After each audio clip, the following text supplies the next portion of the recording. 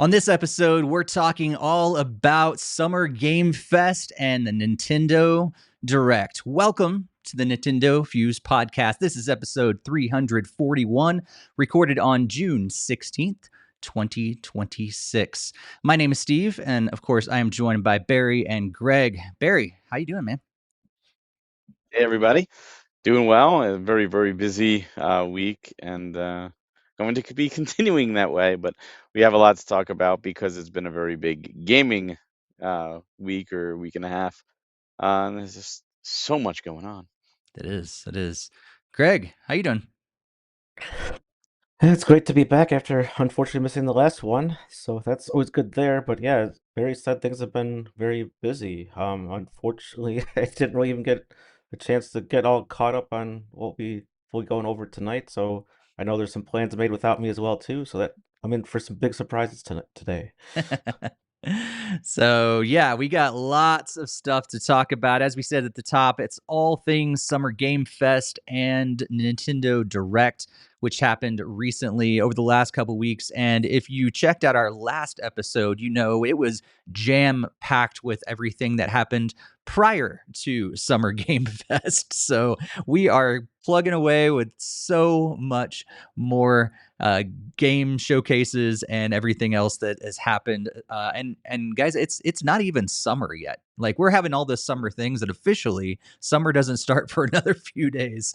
So we've got lots to talk about and probably continued more showcases throughout the summer as have been happening the last couple years. If you are new to the Nintendo Fuse podcast, be sure to like and subscribe and all those things wherever you are watching and listening to us. Maybe you're listening to this after the fact. Be sure to subscribe and share it with other Nintendo gamers that you know. But also, if you're watching live, maybe you're watching live on YouTube. We normally stream this on YouTube and Twitch live every other Tuesday at 5 p.m. Eastern time, or sorry, 5 p.m. Pacific time, 8 p.m. Eastern time. And we normally do that live, so would love people to join in the chat room the entire time. But maybe you're watching after the fact as well.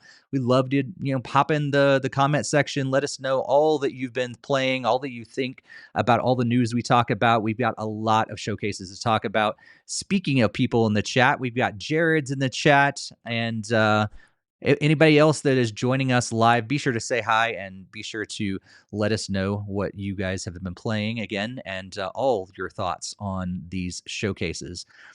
We are continuing to work on our Patreon. I'd say pretty soon you're going to find out some more details on that. But still, we're open to your thoughts and input. So if you haven't let us know what you guys would like to see on that Patreon, be sure to email us at podcast@nintendofuse.com or send us a link or something like over on our Discord. We'd love to have you there as well. Discord, social media, all those links are going to be in the show notes. It's also, we are back on Facebook. So if you are a Facebook user and you've been wondering what in the world has been happening on Nintendo Fuse over on Facebook, we somehow got shut down. I have no idea why, but we are back over there. So if you want to follow us on Facebook now, you can. It's instead of at Nintendo Fuse, it's at nintendofuse.official. Because our Nintendo Fuse link was already taken by us on our closed down account. So, whatever. But anyhow, that's how you can be able to find us over there. So, with all that out of the way, let's jump into what we have been playing. And Barry, you can kick us off. Yeah, so it's been a busy couple weeks since the last podcast. Despite having my in-laws in town for the past week, still managed to get some gaming in. So on the Switch side, still doing my usual Pokemon Unite, Asphalt Legends, and Pokemon Champions. Started a game chat game that we'll be talking about here soon called Mori Carta, which is a rogue-like deck building RPG. Really interesting. On the Switch 2 side, I'm still playing Pokemon Procopia. I'm still messing around with Yoshi and the Mysterious Book. Finally went back and beat Mina the Hollower, and and cleared up that, and I'm finally finished with that one. Did the DK challenge, at least most of them. We'll talk a little bit more about that later. Also went back to Xenoblade Chronicles on the Switch 2, which again we will be talking a little bit more about that. The big game that I've played through the entire time has been Octopath Traveler 0, And when people said this is a 100-hour RPG, I didn't believe them, and they were right. This game is massive. Like, and I'm not talking grinding. I'm talking storyline wise. This game is massive. Like, wow, this is an over 100-hour RPG. I did finish it. I did not get the true ending. At that point, I was like, I'm good. I'm ready to move on. I don't want Yeah. to replay and just fight more super powerful bosses. I'm good. Yeah. But wow, what an experience! It is a must play for RPG Solid. fans. Good. And then what was that? I just said good. I'm glad you enjoyed Good. it. I haven't started it because I've been intimidated because I've heard it's No, big. it's long, but it's digestible. Okay. So each of the stories are like separate chapters, and they give you, oh, this is what happened last time if you've taken a break. So it's very, very much digestible, and you could play it in small bits, which I really appreciate. I did not do that, but you can. So it is very much because it's a port of the mobile game, so it's designed for pick up and play. Then same team, Adventures of Elliot. I played through the demo because I'm really excited for the game. Played through the end of the demo. What an experience! This game Right. is fantastic. This is HD 2D Zelda, and I was surprised at the time travel Yep. and then how much you can go back. Like I feel like if you just go through the story, you hit the end of the demo, but you can go back and explore. And if you bomb a wall in the past, and it's broken in the future. And just a really cool game. So I'm very excited for Thursday. Uh, and then I guess I'll end it first. I'll do PC. I'll still do Final Fantasy 14, and on mobile, still doing Mario Kart Tour, New York Time games, LinkedIn games, and Dragon Quest Smash Grow. But on the Switch too, I did get a game to review that I'm just going to talk about briefly here. Codes were provided, so this was provided for the sake of this segment. It is 4PGP, the Nintendo Switch 2 edition specifically. And what this is this is a racing game developed by 3Goo, and it's informed by the team's experience publishing racing titles such as Test Drive and Gear Club. It's veterans of like the arcade racing genre. It features design contributions from Kenji Sasaki, who's known for classics such as Sega Rally and Ridge Racer. It's got the composer from Tokyo Extreme Racer, Virtual Racing, and Sega Rally. This came out a little while ago on the Switch and Switch 2. They just released it on PS5 and Steam with an additional unlockable car, analog acceleration and braking, updated difficulty balancing, and other quality of life updates. However, all of those things are added to the Switch and Switch 2 versions for free. So if you already have the game, you can just update the game and you get all that extra stuff. As for the base game itself, even without that, it features 19 unique cars, 14 different circuits, both a reverse and a regular. It's got 60 FPS in TV and handheld and tabletop, especially on the Switch 2 version. Optimized frame rate for up to 120 frames per second on the Switch 2. Can play split screen, single player, game share, or game chat. Just a lot of options. And if you love those old 90s arcade racers, you will probably fall in love with this because that's what this is. This is an 90s arcade racer. Very simple. Gas, brake. There's not even a drift button. Like you will auto drift. It's just a really like kind of like weird thing how it works, and it shouldn't work, but it does. And it's a lot of fun, but it's challenging, even on the most easiest difficulty. And the really thing that's cool is there's a unique boost mechanic. So you have a nitro, and at the end of a lap, there's a pit. And if you go into the pit, you can either drive through the pit, a la like F-Zero, and slowly build it back up. But there's also a meter that will appear, like a spinning meter. And if you press A right when it goes into the green, you instantly fill your boost. So you can use your boost. It's not your life gauge. You can run out of boost. You're not going to blow up. But if you time it right, you can get into the pit and get out really quickly and keep going. So it's a really cool arcade racer. And thank you very much for providing a review code. It is $25 for the Switch 2 version, 20 for the standard. But if you like that kind of stuff, then I think you'll find some value here. Cool. Greg, what have you been playing lately? Yeah, so not quite as much as Barry, even though I missed the last podcast. So, one of the main things that had a lot of fun with was the DK challenges. So I don't know if we're doing a separate segment for all of this, but I went We'll through and talk about completed all that the. in the podcast. in the The direct podcast coverage. where I'm Yeah. right now. The coverage. Direct coverage. Fine. I see what you did there. Okay. And then I also did load up DK Bonanza. I understand there are challenges associated with that, but then I also made the decision to get the Emerald Rush because I probably just do the direct impressions right there that I'll tell you why I wanted to go through and get that. So I've only been playing a handful of times so far. I haven't really completed a whole lot, and it just seems like it's a sort of roguelike, I guess, but it's just like an extension, like timer thing where you just keep collecting more and more emerald ore and finding the emerald bananas and emerald chips. So it's still fully hard to get a full grasp on if that's like all this entails or if it's basically more than that. But it was pretty cool to see the original DK Island, that's for sure. That was another highlight of another reason why I wanted to pick it up from there.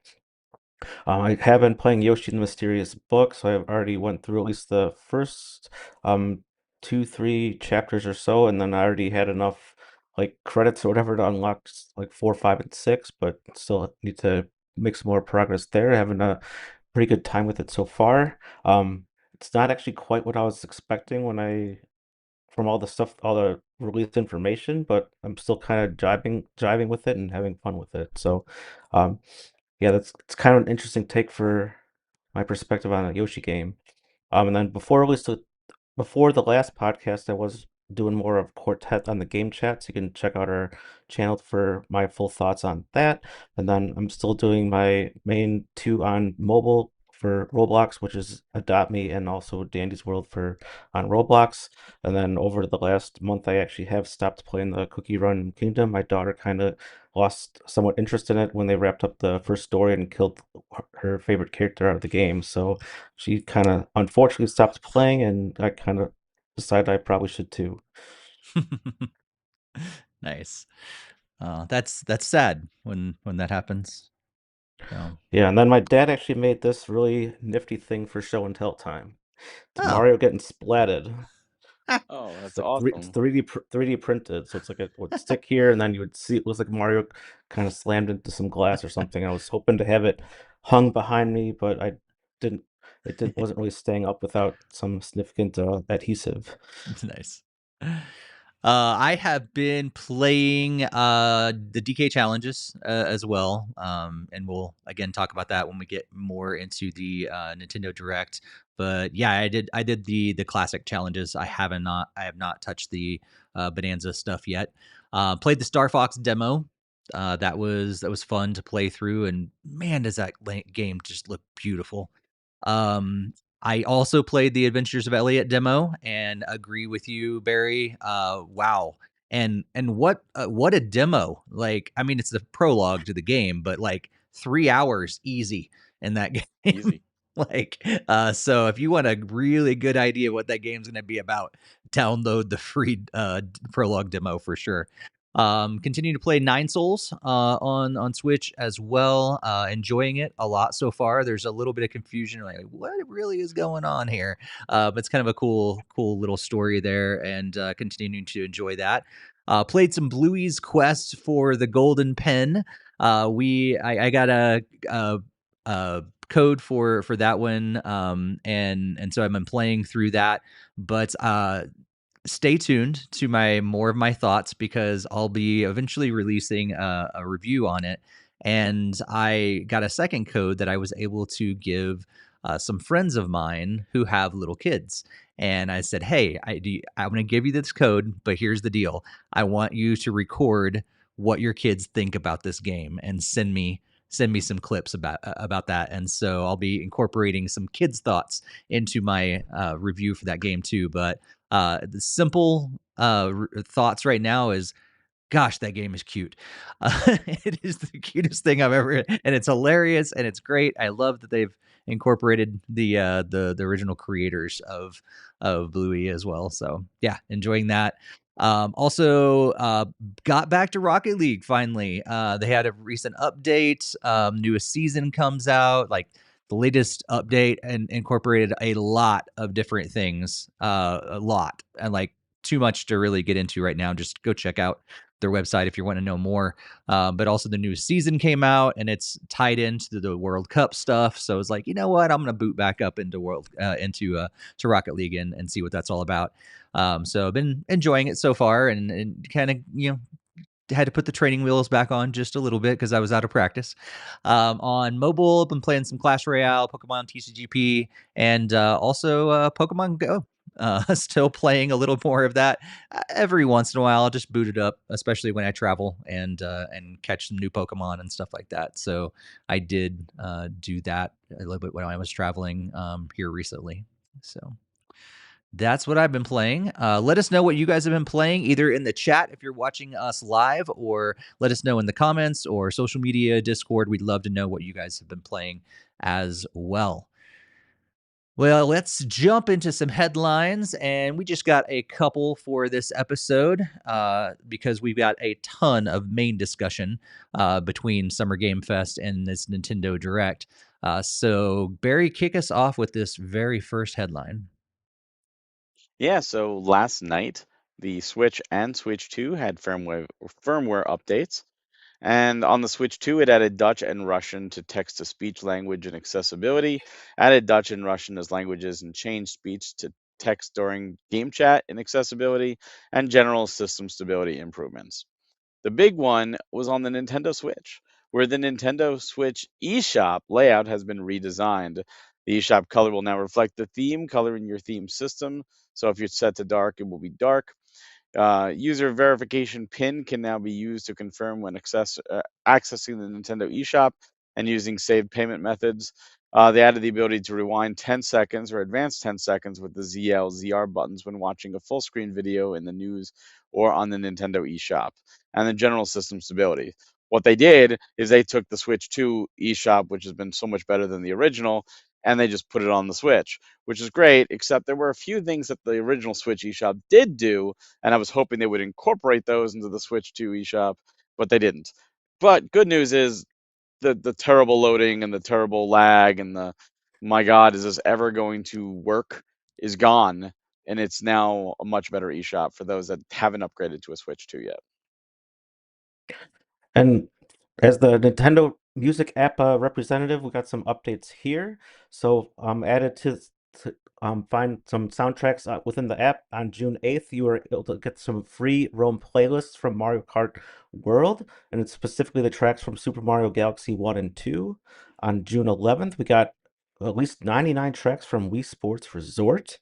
And then on June 15th, just yesterday here at the day of recording, we got the free roam with Super Mario Brothers 1, 2, and 3 playlist added to Mario Kart World. And I did see there was a not included in this port of the thing, but during the Nintendo download, they did specify you can now download the Nintendo Music app on a computer now, or use like the website version. So if you are no longer want to just use it on your phone or your Android or iOS device, you can now use it on your computer as well. And if you are a big fan of the Super Mario Galaxy movie, today it is officially out on Blu-ray and DVD. I don't know if you guys got your copy, but I got mine right here. You can get it on most major retailers. Also, of course, still available digitally if you want to go that way. If you want to buy it digitally or rent it, it's available on all those different platforms as well. But check it out on Amazon, Target, Walmart, Groove, all those different places, and you can get your own copy of the Blu-ray and or DVD. Barry, what do you think of these headlines? The eShop thing is great. Like I said, I do kind of wish they used the best features from the original eShop and kind of updated so we get the best of both worlds. But it became a pain to buy anything on the Switch One eShop, and if you had things in your wish list and they went on sale, man, and it was like at the bottom of the barrel, and you had like 200 things in your wish list. Have fun loading that thing. The thing will crash just trying to get to the bottom. Yeah. But now you could search and you could just put what items you have in your wish list on sale and just filter that way with a click of a button. Much easier, much better. Happy to see this. The Nintendo Music thing is great. I don't really use it, but I love that it's there. I'm still waiting for them to incorporate it into the Switch itself. That would be really cool. And I also got my Mario. I don't have it on me; it's upstairs right now. But I got my 4K Mario Galaxy movie arrived earlier from Amazon. Yeah. Mine did too. I got it from Amazon, and I was really close. It was like, man, if that thing doesn't come, I was at Walmart today. It's like, I'm just going to pick it up, but it's the same price, like across the board. I was like, well, okay, Yeah. I'll just go ahead and take my my Amazon copy. So it was sitting on in my mailbox when I got home from Walmart. So it's perfect. Greg, what do you think of these headlines? Kind of like what Bree was saying. It's great that the Switch eShop was finally fixed. I know that's been a huge talking point for a lot of like other outlets as well, saying how much slower and laggy it was. And then when we hit it on Switch 2, it's like, wow, this works really smooth and easy. Like, why can't it be this easy to work on the Switch? And they finally got that fixed, it seems like. So that's really glad to see for people that are still playing a lot of more games on their Switch and don't have the Switch 2 or don't really have the games they're looking for in Switch 2 and just still playing Switch in general. Um, yeah, and then the music updates, it was pretty great to see more tracks added there. And then I was definitely looking forward to having it on the computer. I was like literally researching about how to do it, and then I saw like the Nintendo download email come through and said, "Oh, you can now use Nintendo Music from on your computer." And I'm like, "No way! That'd be so much easier to make playlists and find stuff." Because I always have trouble like using the search function on my iPhone in general, so I much find it a lot easier just to be able to see everything easily on the computer, and I can now easily make new playlists and add like mark songs as favorites a lot quicker and easier with that. So I'm definitely going to be using that over the coming weeks. And then I didn't really follow the release date for the Blu-ray and DVD, but I will be for sure probably checking out my local retailer this week to go get my copy of it as soon as possible. Nice. Yeah, I am excited, of course, for Mario Galaxy movie. Excited to have it. I think like the back says, I think there's like over an hour of bonus features on there too. So that'll be like the first thing that I'll boot up and watch. Of course, all 1 hour of over an hour of what else they got on there. But it'd be cool to see all that. And then yeah, I think the music app is cool. I think if I remember correctly, the web version, the computer version, stuff like that, it was all added before our last episode. So you didn't Yeah. get a chance to talk about that, Greg. But I'm glad that has been helpful for you. Glad that they added CarPlay and stuff like that. That was on that update from last time too. That was all cool. And yeah, I Wii Sports Resort is an interesting thing because, like, I know people use a lot of that music, like, in their, shorts and reels and TikToks and stuff like that. It's all like this Wii music recently. So it's kind of fun to hack, like, 99 different tracks from Wii Sports Resort on there now.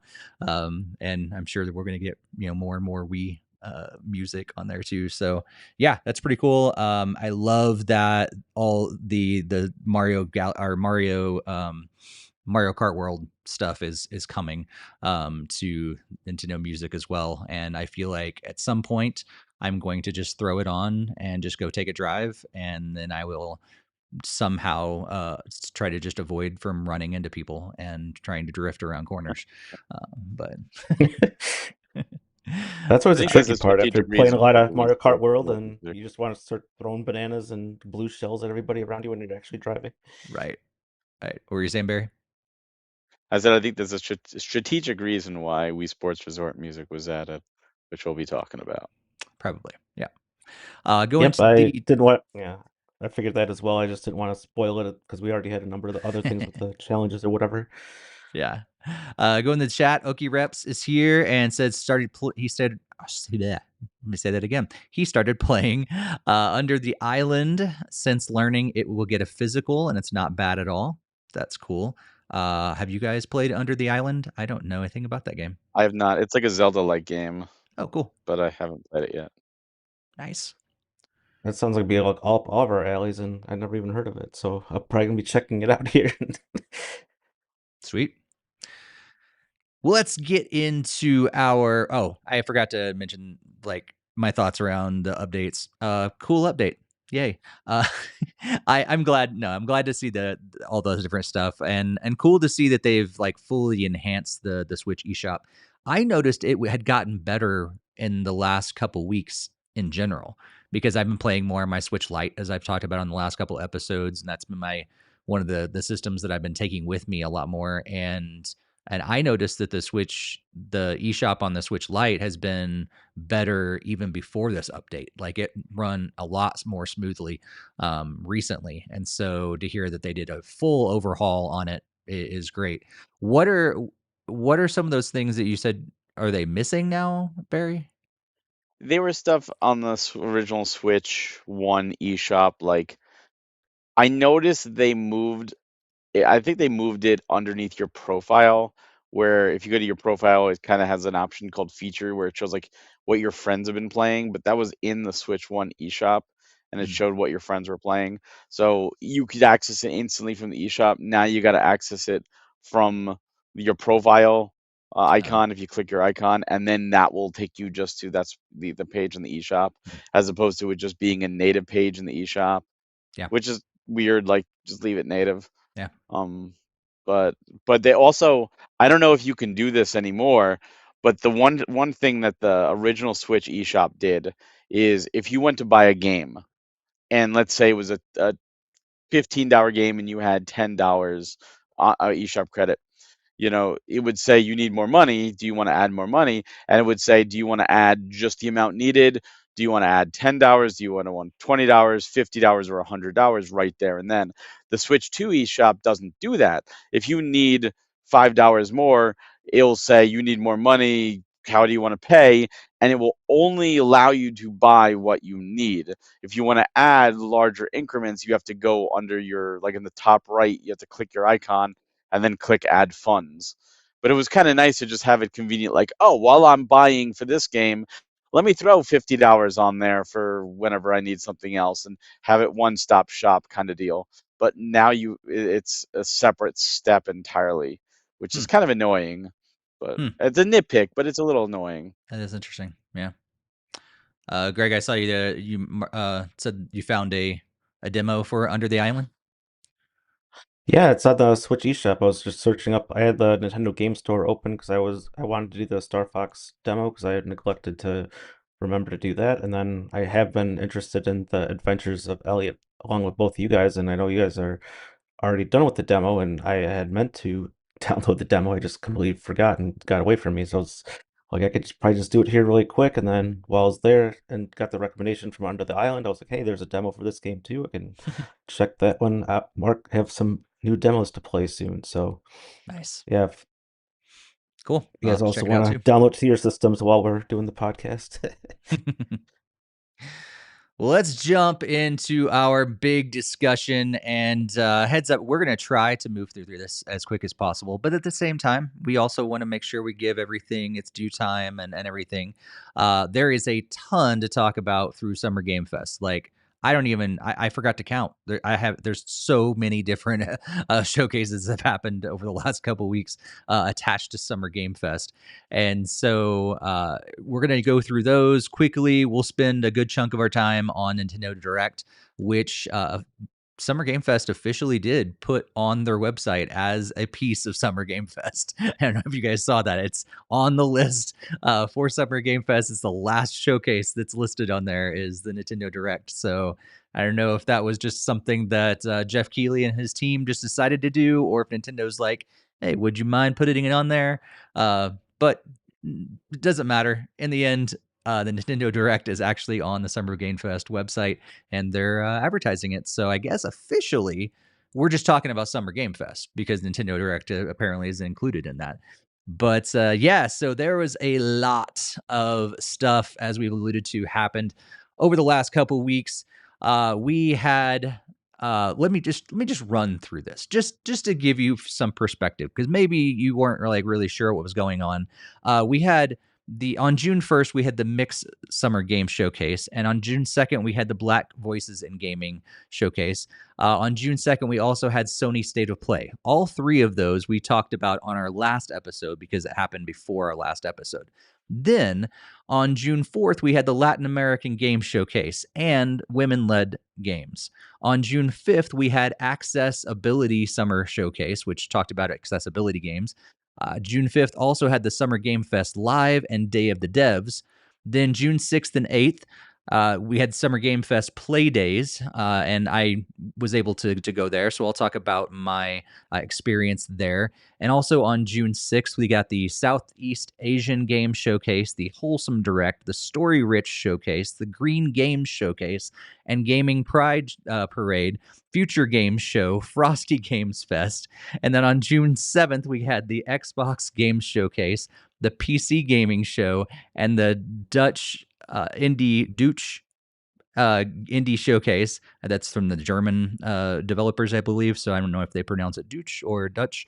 Either way. And then June 8th, we had the India Games Showcase, and then we also had the game business live conference, which we're not going to cover.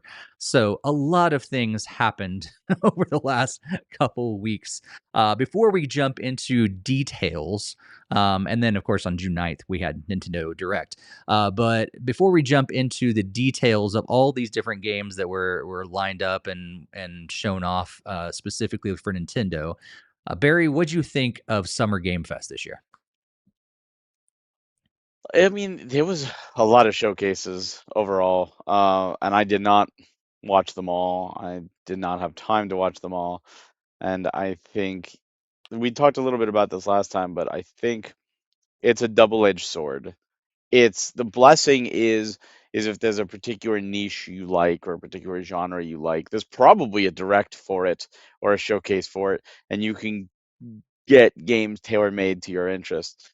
The bad thing is if you have more than one interest, there's just way too many games, and it's just not enough time to dedicate properly to, you know, any of these games. Like even if you say I'm gonna dedicate myself to one game, that means you're missing out on all the others. It's a good problem to have, but it's a good problem to have when you're not the ones making the games. When you're the ones making the games and you're saying, "Oh, it's just not selling or just not doing as well," that's when it's kind of sucks.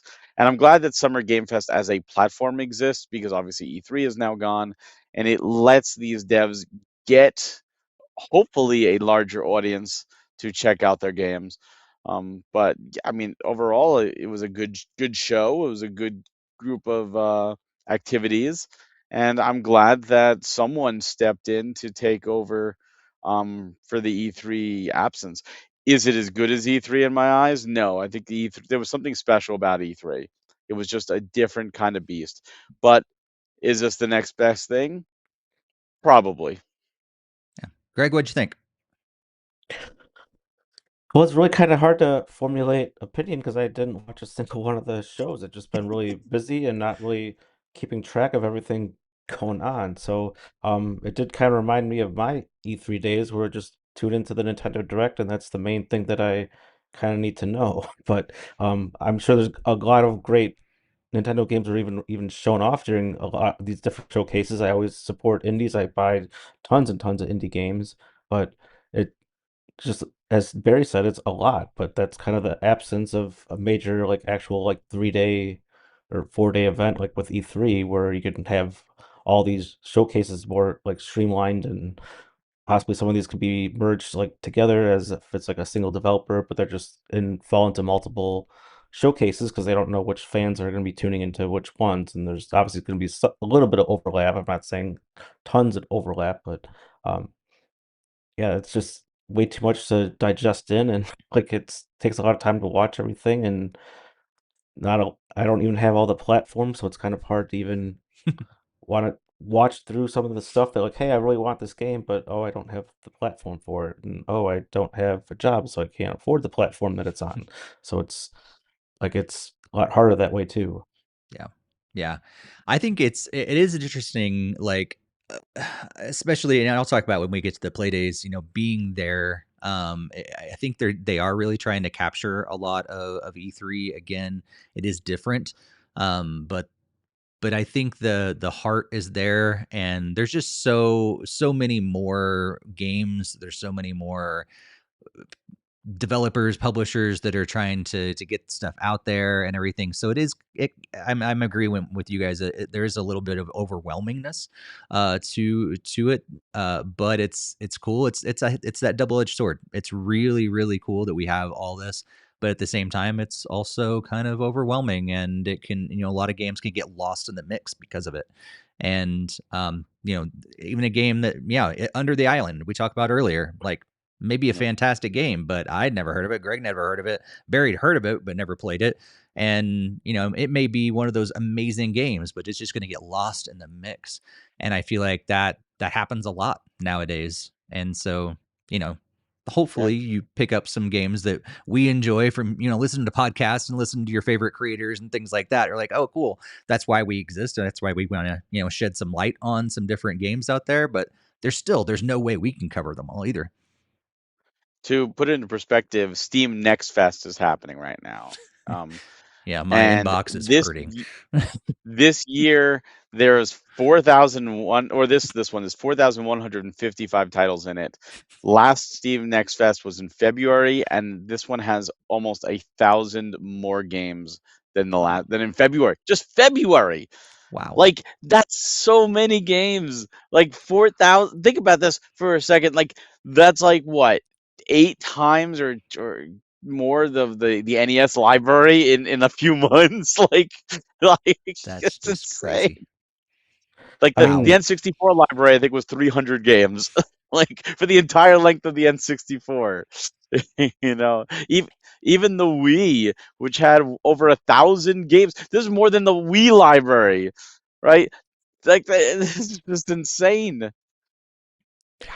Well, I mean, I know our podcast is no stranger from covering all the shutdowns, but that kind of probably what happens when some of these developers get let go. They're like, hey, well, I really wanted to still make games, and I had this great idea for a game. I'm going to go ahead and start my indie project right here. And I'm sure that's kind of how a lot of these newer studios and smaller teams get going, because it's like, hey, I'm looking for work, but no one's going to pull me on, but I have this great idea for a game, so I'll just kind of like self-publish and figure that stuff all out. So it's still great to see a lot of people. I love that they can do that, but it's cool. But it's still only 24 hours in a day. Right. And if one of those games takes you, I mean, like I said, I just did Octopath Traveler 0. It was over 100 hours. That's over 100 hours I was not spending on any other game. If you get into a game like Balatro or Vampire Survivors and that hooks you for hundreds of hours, that's all those, you're not playing any of those other games. And the problem is every company is chasing those type of people. Like, oh, I want my game to be played for hundreds of hours. And that's not always the easiest thing to do. And that's why you saw so many Vampire Survivors clones and so many Fortnite clones and so many Rocket League clones. Because when one game does that, everyone tries to mimic. And that doesn't always work. Yeah, everybody wants a piece of that pie. Once somebody gets the lightning, then everybody wants to catch it. Everybody wants the lightning in the bottle, and then as soon as it's discovered, then everybody runs to the source, and then it milks it dry. So it's kind of like how Flappy Bird hit the scene on iOS a number of years ago, and then now we have like all these different, they call it like Flappy Bird clones, and they're like mini games and other games. Yep. Well, let's jump into some details here. If you're watching the video version, you're going to see us. I'm going to use this website that we talked about last episode. It's called Games Recap, gamesrecap.io. And shout out to them. It's a recent website that's kind of popped on the scene. I believe I recently just found it out, at least. But it does a really good job. It's not perfect, but it does a really good job of listing out all the different showcases that have happened and where they were shown, what systems they're on, the release dates, a little bit of explanation of their genres. Some of this is maybe not entirely accurate. I was looking through earlier. There are some release dates that are available if you watch the video for these, which is cool because you can actually go through and it's attached to trailers or excerpts from the different showcases that showcase that particular game. So you can go through and just watch what you want to watch. You're like, oh, that sounds interesting. Let's play the video for that, which is really cool. So huge shout out to them. This is not a paid sponsorship. I just found this website and it's been a really cool thing. However, it's not perfect. So I do know some of these games. I've been able to filter it through the showcases that we're going to talk about. And also the Switch and Switch 2 is what I have filtered it down to. I do know that some of these games, by watching some of the showcases, I know that some of them were on the video, at least it showed it just for Steam, but then they have it on this website listed for Switch or Switch 2. So again, maybe take all of this with a little bit of a grain of salt, just knowing that maybe it's not entirely perfect, but I think it's going to be like mostly there, and so we're going to use that as we kind of run through all the details for these initial showcases, and then we'll talk about, of course, the actual details of Nintendo Direct, because all three of us watched that one, of course. So on June 4th, we had the Latin American Games Showcase. And on there, we had a game called Tenebris Somnia that's that is coming out on October 15th, 2026 for Switch and Switch 2. This is an action, adventure, horror survival game. We had Castlebound, which is an action adventure game, coming to Switch and Switch 2 on June 29th. We got Bulbo's Belief System, which is coming to Switch. This is an action puzzle game. Colorbound, which is also coming to Switch and Switch 2. It's a adventure puzzle game. Beat the Champions, coming to Switch and I think just Switch on May 27th. It's actually already out. And Road Out, that dropped on May 13th, so just about a month or so ago. This is an action adventure role-playing kind of survival game. Blue Fire is a beat-em up RPG that is already out for the Nintendo Switch. Farmageddon is an action strategy game that's coming to Switch and Switch 2. Magical Bush is an action adventure game that is coming to Switch and Switch 2. Four Leaf Fields is an RPG sim that's coming to Switch. Colonel Hearts is an action game coming to Switch 2. Bruma is an action adventure game coming to Switch and Switch 2. Their Story is a puzzle game coming to Switch 2. Toda Brava is a RPG strategy game coming to Switch. Super Tacky Astro Adventure is an action adventure game coming to Switch and Switch 2. Soul Quest is a kind of action 2D side scroller game that is coming, actually is already out on a Switch on April 30th. And then Shade Protocol is an RPG adventure game that is coming to Switch and Switch 2. And I believe that was all for the Latin American Game Showcase. So all of these games were developed by Latin Americans. So Barry, any of those stand out to you? I unfortunately didn't see this, but of those two titles was Blue Fire, which is already out, and I've already played that, and Soul Quest, which is not out on the Switch yet. I think it's come out on Steam Early Access, but that was actually a Kickstarter that I was a part of back when I was with Premium. So that was really cool. I know the dev of that personally, and he's a great guy, and I'm happy to see his game finally come out. But I mean, so many of these sound right up my alley. It's just I I haven't had time. Yeah. Yep. Greg, anything stand out that you're like, I want to look more into that? Certainly a number of the action adventure games, because like even like just talking about that Under the Island, it's kind of like a Zelda-like kind of game, and so that's also kind of like Castlebound and some of the other ones that you described of that nature. And I'm sure the other RPG ones will be other ones that I'll be looking more into as well. It's just obviously, as I prefaced the entire showcase, I didn't really watch any of these shows, so it's going to be a lot of it's going to be tracking all these down and probably just watching the individual trailers at this point if the game sounds interesting, and just having to do a homework assignment and record all the names of all the games that I would like to own someday. Yeah. And again, huge shout out to this website. Some of the dates and things like that may be not incredibly accurate, but most of them are. But the fact that you can just watch the individual trailers for each of these games is fantastic. So head over to gamesrecap.io. Yeah, there's several of these games. I'm not going to call out any specific, but there was a lot of them that I was watching. Some really cool, like, classic 2D side-scrolling beat 'em up adventure kind of games those are fun. I don't know if I'm going to get any of them right away, but there's a lot of fun stuff in there, and there's a lot of variety in the Latin American game showcase as well. Well, moving on to the next one on June 4th as well. Later on that day, we had the women-led games. So all these games are, of course, made by women-led teams.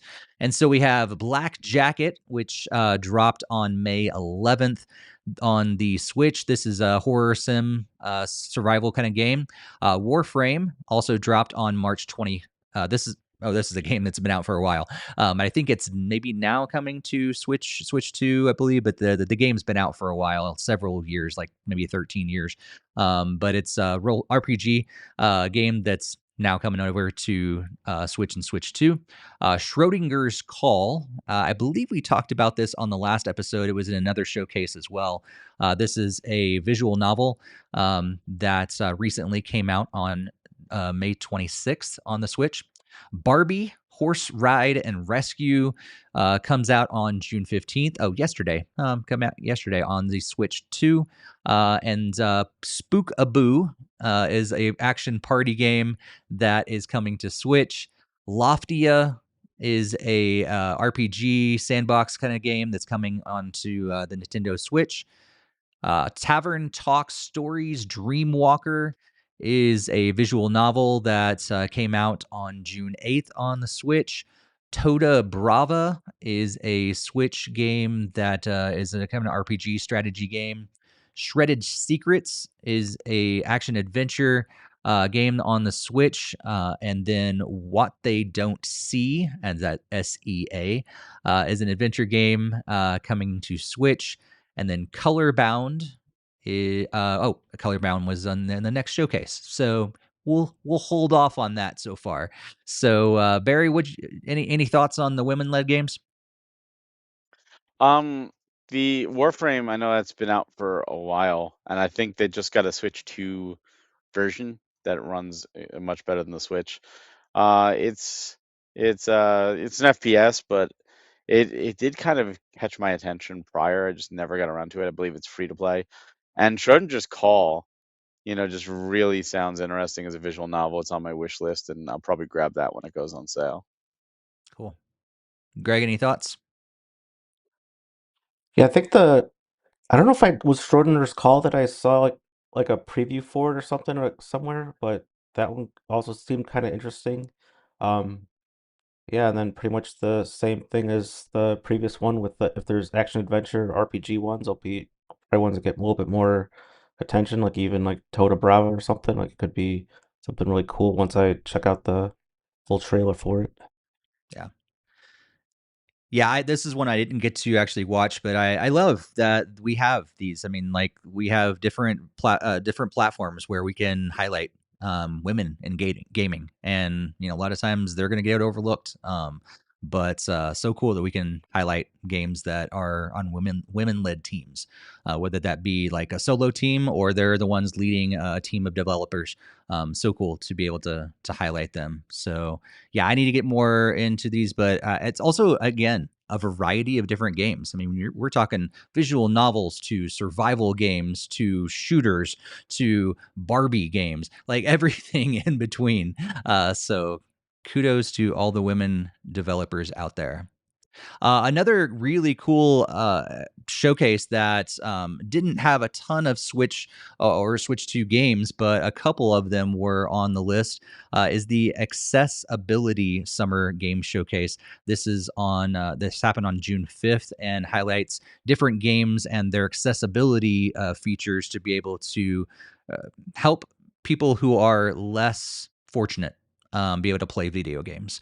They have a lot of different disabilities and things like that, and these games have accessibility options to allow more people to play, even if they do have disabilities. And so we had a game called Colorbound. This is a puzzle adventure game that is coming to Switch and Switch 2. And also Kernel Hearts was highlighted, and this is an action game on Switch 2. So Barry, any general thoughts or specific thoughts about the Accessibility Summer Game Showcase? Colorbound looks really interesting, and it might be one I wound up picking up of those two. Cool. Greg? Probably likewise. I mean, I usually tend to like some good puzzle games as well too, and with the adventure because it's also ties into Legend of Zelda like type stuff. So it sounds like it should be a pretty interesting one to check out. Yep. I'm with you guys too. I'm always looking for some good puzzle games to go to have on the go. That's always a good thing. Well, moving on to the big one, the Summer Game Fest Live happened on June 5th, and I was close to being able to go. In fact, I had tickets, but they gave them to me at the last minute because I was on the waiting list, and I had to give up my tickets and said goodbye, give them to someone else because I had something else on June 5th, and so I wasn't actually able to be there. And oddly enough, I have not actually watched the Summer Game Fest live yet. I've been so busy like catching up with everything else that I didn't get to watch Oh man. Summer Game Fest live. So I missed the big one.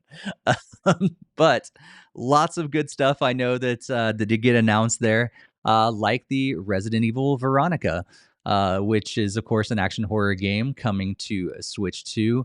Mighty Cuphead Adventure that was all over the internet, so it was hard to avoid. Because I was also going to pick up my wife at the airport during all this time as well.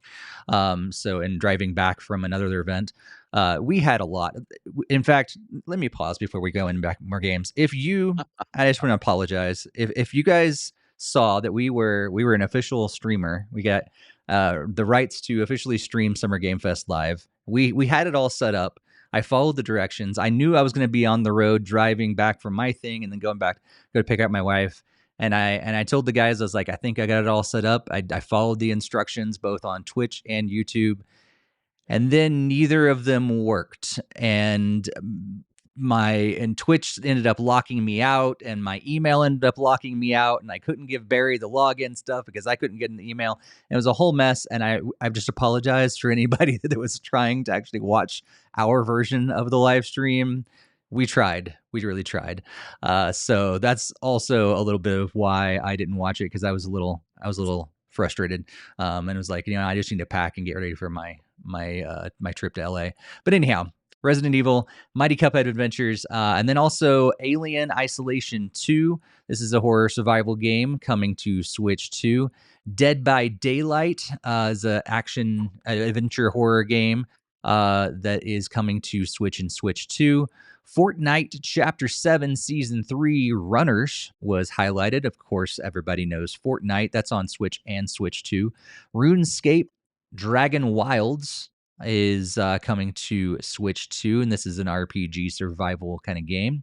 The Adventures of Elliot, The Millennium Tales, was highlighted. We've talked about that demo already. That's coming on June 17th, so tomorrow. Wow. That's on Switch 2, RPG.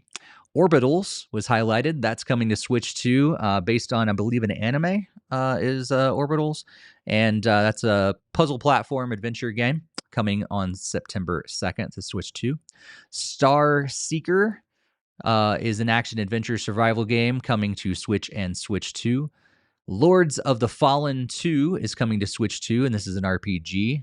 007 First Light was highlighted as well. That's coming to Switch 2, and of course, this is the FPS 007 game. Final Fantasy 14 Online was highlighted during Summer Game Fest. I'm sure Barry was super excited about that. And Turok Origins was highlighted, coming to Switch 2. This is an FPS adventure game as well. Armatus, I believe is how you pronounce that. That's a RPG coming to Switch 2. And we got Hot Wheels Infinite Rush is a racing game coming to Switch 2. Sonic Racing Cross Worlds was highlighted. Of course, this is the racing Sonic game that is on Switch and Switch 2. Attack on Titan 3 is an action game coming to Switch 2. Street Fighter 6 was highlighted, I'm guessing, for some upcoming updates and DLC, Year maybe? 4. Year 4, Year 4 okay. DLC. This is on Switch 2. And then finally, we had Final Fantasy VII Revelation. That is an RPG game, of course, and that's coming to Switch 2. So, Barry, fill us in. How did Summer Game Fest Live go? Yeah, this one I actually watched, and I thought it was good overall. They had interesting stage presence. Snoop Dogg came out for one of the things, which was just interesting, and Gotta have they Snoop Dogg. highlighted. Gotta have, and then Tupac is in the game. I forget which one it is from Sega. But no, it was a good show overall. Jeff usually puts on a good show. So my takeaways, I'm not a Resident Evil fan, but I'd love to see that the game opening the show is also going to Switch too.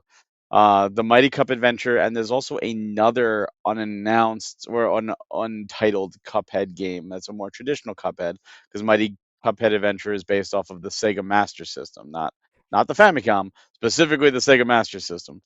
And there's another Cuphead that's cool.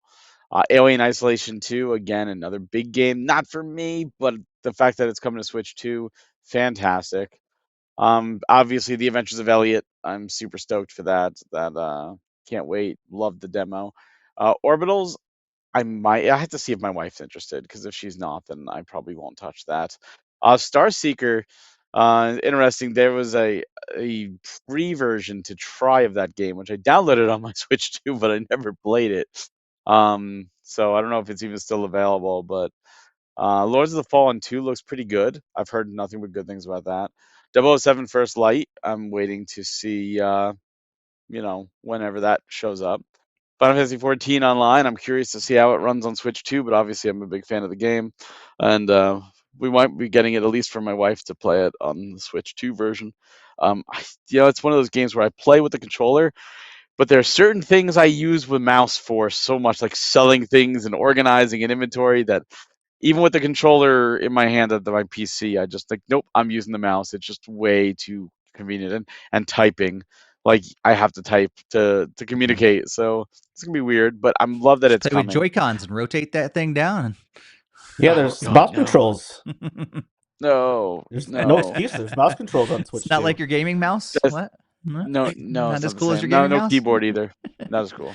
Oh, you can have a keyboard. Torak Origins looks cool. I might mess around with it. Hot Wheels Infinite Rush. Like this game, I was like, oh my God, my son's probably gonna love this. This looks like open world Hot Wheels. Like, okay, you've got me. The Sonic Crossing. So the Sonic thing was really weird, because it was the 35th anniversary trailer, and people were expecting something big. And we talked about earlier in the year in January about predictions. How I said, Nintendo's not even going to acknowledge any of these anniversaries.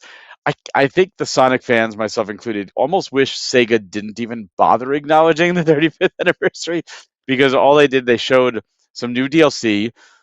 They showed the new DLC we knew was coming, and then they showed Godzilla is coming as DLC in the next season, as is Evangelion, and that's all we know. And that's coming sometime soon. We don't know any new free racers either. And then they showed off a Sonic Pico Park, which I don't know if that's coming to Switch. I don't know why it wouldn't, because the first Mhm. Pico Park and Pico Park 2 are on Switch. But that was it. That was their 35th anniversary celebration. Sonic Pico Park and a few DLC stuff coming soon for Sonic Racing Crossrails. Like that's barely acknowledging it at that point. Like, I'm excited. I like Sonic Racing Crossrails. I will get the DLC. But yeah, it just did not go over well. It's just not a good presentation. Attack on Titan 3. My wife really loves Attack on Titan. I like it too, so we'll probably get that. Street Fighter 6. I love Street Fighter 6. Debating, do I really want to start it over again on the Switch too? I played on the PS5 before my son was even born, and it's a great game. And then Final Fantasy VII Revelation, is again another big game coming to Switch 2 day one. And I will be playing it because I played the other ones, but I will most likely not be playing it on Switch 2, because I think they give bonuses, and I already played the others on the PlayStation 5, so I might as well just finish it up there. But I will, and of course, game key card, so it's kind of annoying. Yeah. Game key cards. I know a lot of people are upset about those. Greg, what'd you think about the Summer Game Fest live, or at least what we've talked about so far? So I actually know some of the games on here because they were also in the Nintendo Direct that we'll be talking about later. Because it was like, oh wait a minute, that name sounds familiar. I wrote that one down. Oh, that one sounds familiar too. Oh, that one sounds familiar there too. So, it's kind of nice to be able to do that. But I'm sure I'll probably just duplicate some of my thoughts on some of those, unfortunately. But, um, Orbitals did sound kind of interesting. But like Barry was saying, it depends if like my wife is interested because she was still we were still jumping into um that game we got at Fiction. first, yeah, Split Fiction. Like there's been very randomly we could jump into that one at times, so that might be one that she might be interested in as well too if we want to dive that way. Um, let's see. Then I mean, I did kind of play the original Cuphead, so I don't know if I want to jump into the newer one, but it could be something I'd be checking out. The Adventures of Elliot, everything I've seen and heard about is sounds incredible. And as I said, I already downloaded the demo, and I'm probably gonna be just jumping right into the game tomorrow or something. So it was great to see that there. First Light, I think I saw like a announcement saying the Switch 2 version tentatively for like the end of summer or something. I think isn't it already out on all consoles Mhm. and everything else Yeah, Yeah, it's it out already? got everywhere But delayed. else. so I'm This was really showing off hoping. that there's a DLC mission that's coming to the game, like Yeah, extended, and Switch 2 was shown on screen as getting it. yeah.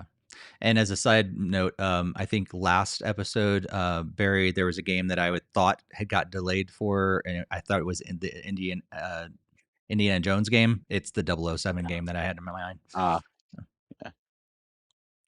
Yeah, and then as Barry was describing Hot Wheels, that even sounded kind of remotely interesting because my nephew is really into the Hot Wheels, so maybe they did a better version of Mario Kart World for all I know. I don't know. I might have to check out the trailer for that, but yeah, I mean, I did like Turok on N64. I don't know if it'll be something I'll dive into here, but yeah, that pretty much was the main ones that stuck out for me. Nice, nice. Yeah, Adventures of Elliot is probably the biggest one of all these that stood out. Cuphead, I think it's cool. It looks good, but I never beat the original one because it's so stinking hard. So like, I'm not gonna jump into another Cuphead game before I finish the original one. It's fun, it's great, and it looks great, but it's so difficult, and I have not ever sat down and really grinded enough to like learn it and be able to complete it. So I'm not Yeah, going it's to like do it a then, 2D Dark Souls, I guess. basically. Yeah. Fortnite stuff is cool. Sometimes I'll jump into that every once in a while. So I'm sure. I mean, it's free stuff, so I'll jump in there. 007 has always interested me. And Turok looks cool as well. Hot Wheels, similar sort of thing. And Final Fantasy, I'm probably not gonna get into any of the 7 remakes, but love the fact that it's coming to Switch 2 on the release day. That's pretty cool. Let's move into the Day of the Dev stuff that also happened on June 5th. And there was really just 2 games that were highlighted for Switch 2 and Switch. And that was Tenebris Somnia. And that is coming to Switch and Switch 2 on October 15th. This is a horror survival game. And then Trine 6. Trine is coming in with another one. September 16th, 2026, coming to Switch and Switch 2. This is an adventure puzzle game. And NintendoFuse has a history with Trine. If you search back in the archives, our live stream of Trine, was it Trine 2 or Trine 3? Trine 2, I think. I think it was trying to. Yeah. So very either of these games stand out to you? The Cannabis. I actually did watch this, by the way. I did watch the showcase because it happened right afterwards. But it was one of those where I was kind of like half tuning in, half tuning out, because it's like after you do 2 hours of Summer Yep. Game Fest, it's just kind of like sensory overload. So it was on in the background while my son was playing, and I was just like, "Oh, that game looks kind of cool." But the Tenebris Somnia, not really, because I'm not a horror guy. And when Trine 6 first came on the screen, I looked up, I was like, oh, this looks kind of cool. This looks pretty. And I'm like, oh God, wait a minute. This looks like Trine. And then they're like, oh, this is Trine 6. I'm like, oh no. Nope, nope, nope, nope, nope, nope, not touching that. Sorry, no, I don't have time to stay up all night with this one. It is a beautiful game series for sure. Greg, any thoughts? Not really. I'm trying to remember if I was part of the Trine thing, or if that was just you You two were guys. not. I think it was It me, was Barry, and me, Mike. Steve, and Mike. Yeah. Because I remember Yeah. hearing all about it, so that's why maybe that one stood out to me to send both of you guys review codes, so Yeah. I then think you we guys played could until like stay 3 up or all night 4 in the again. morning. We played and beat that game, but it took we started it after a podcast. Yeah. And we sat down and we played, and we had technical difficulties because we were playing online on the Wii U, and we played that thing all night to completion. And while it was a interesting experience, it was one I'm very happy never reliving.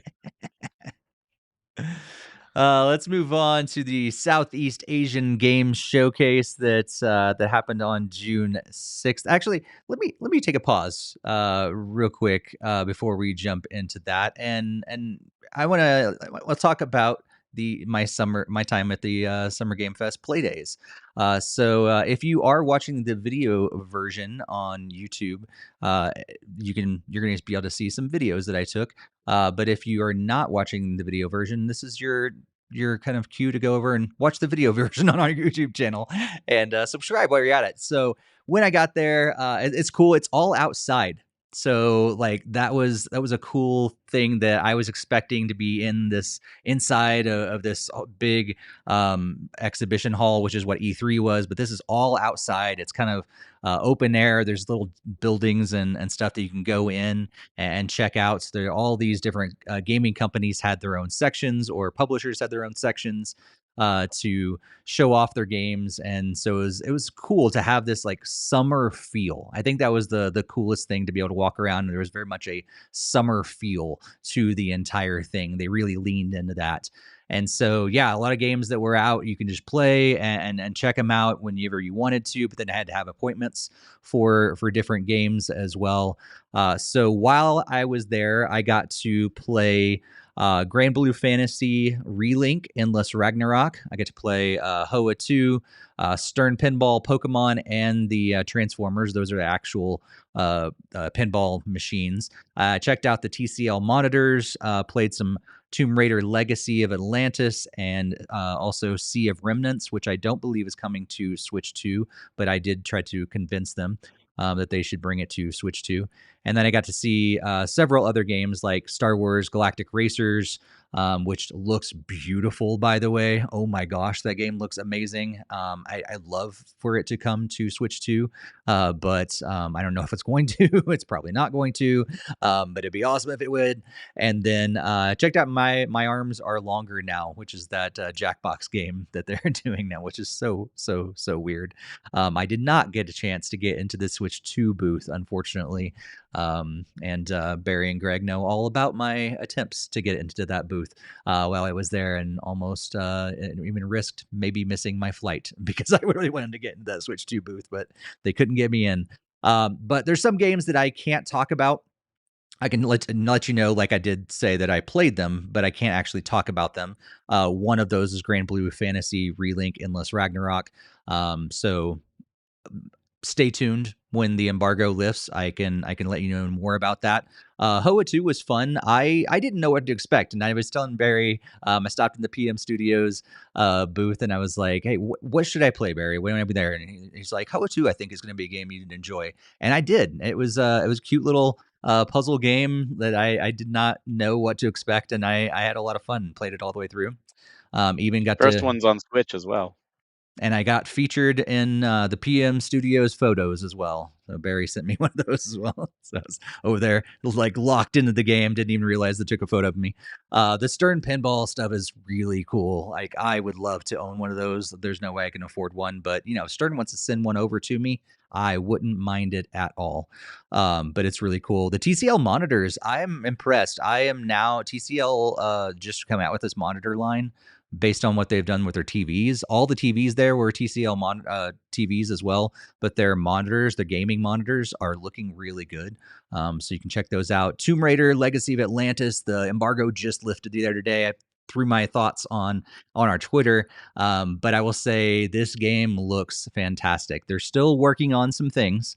I think it did get the release date got pushed back a little bit, which is fine because it's not where it needs to be yet. That's actually the outside of the Tomb Raider thing, what you're seeing right now on the screen, it was a whole themed thing. It was really cool.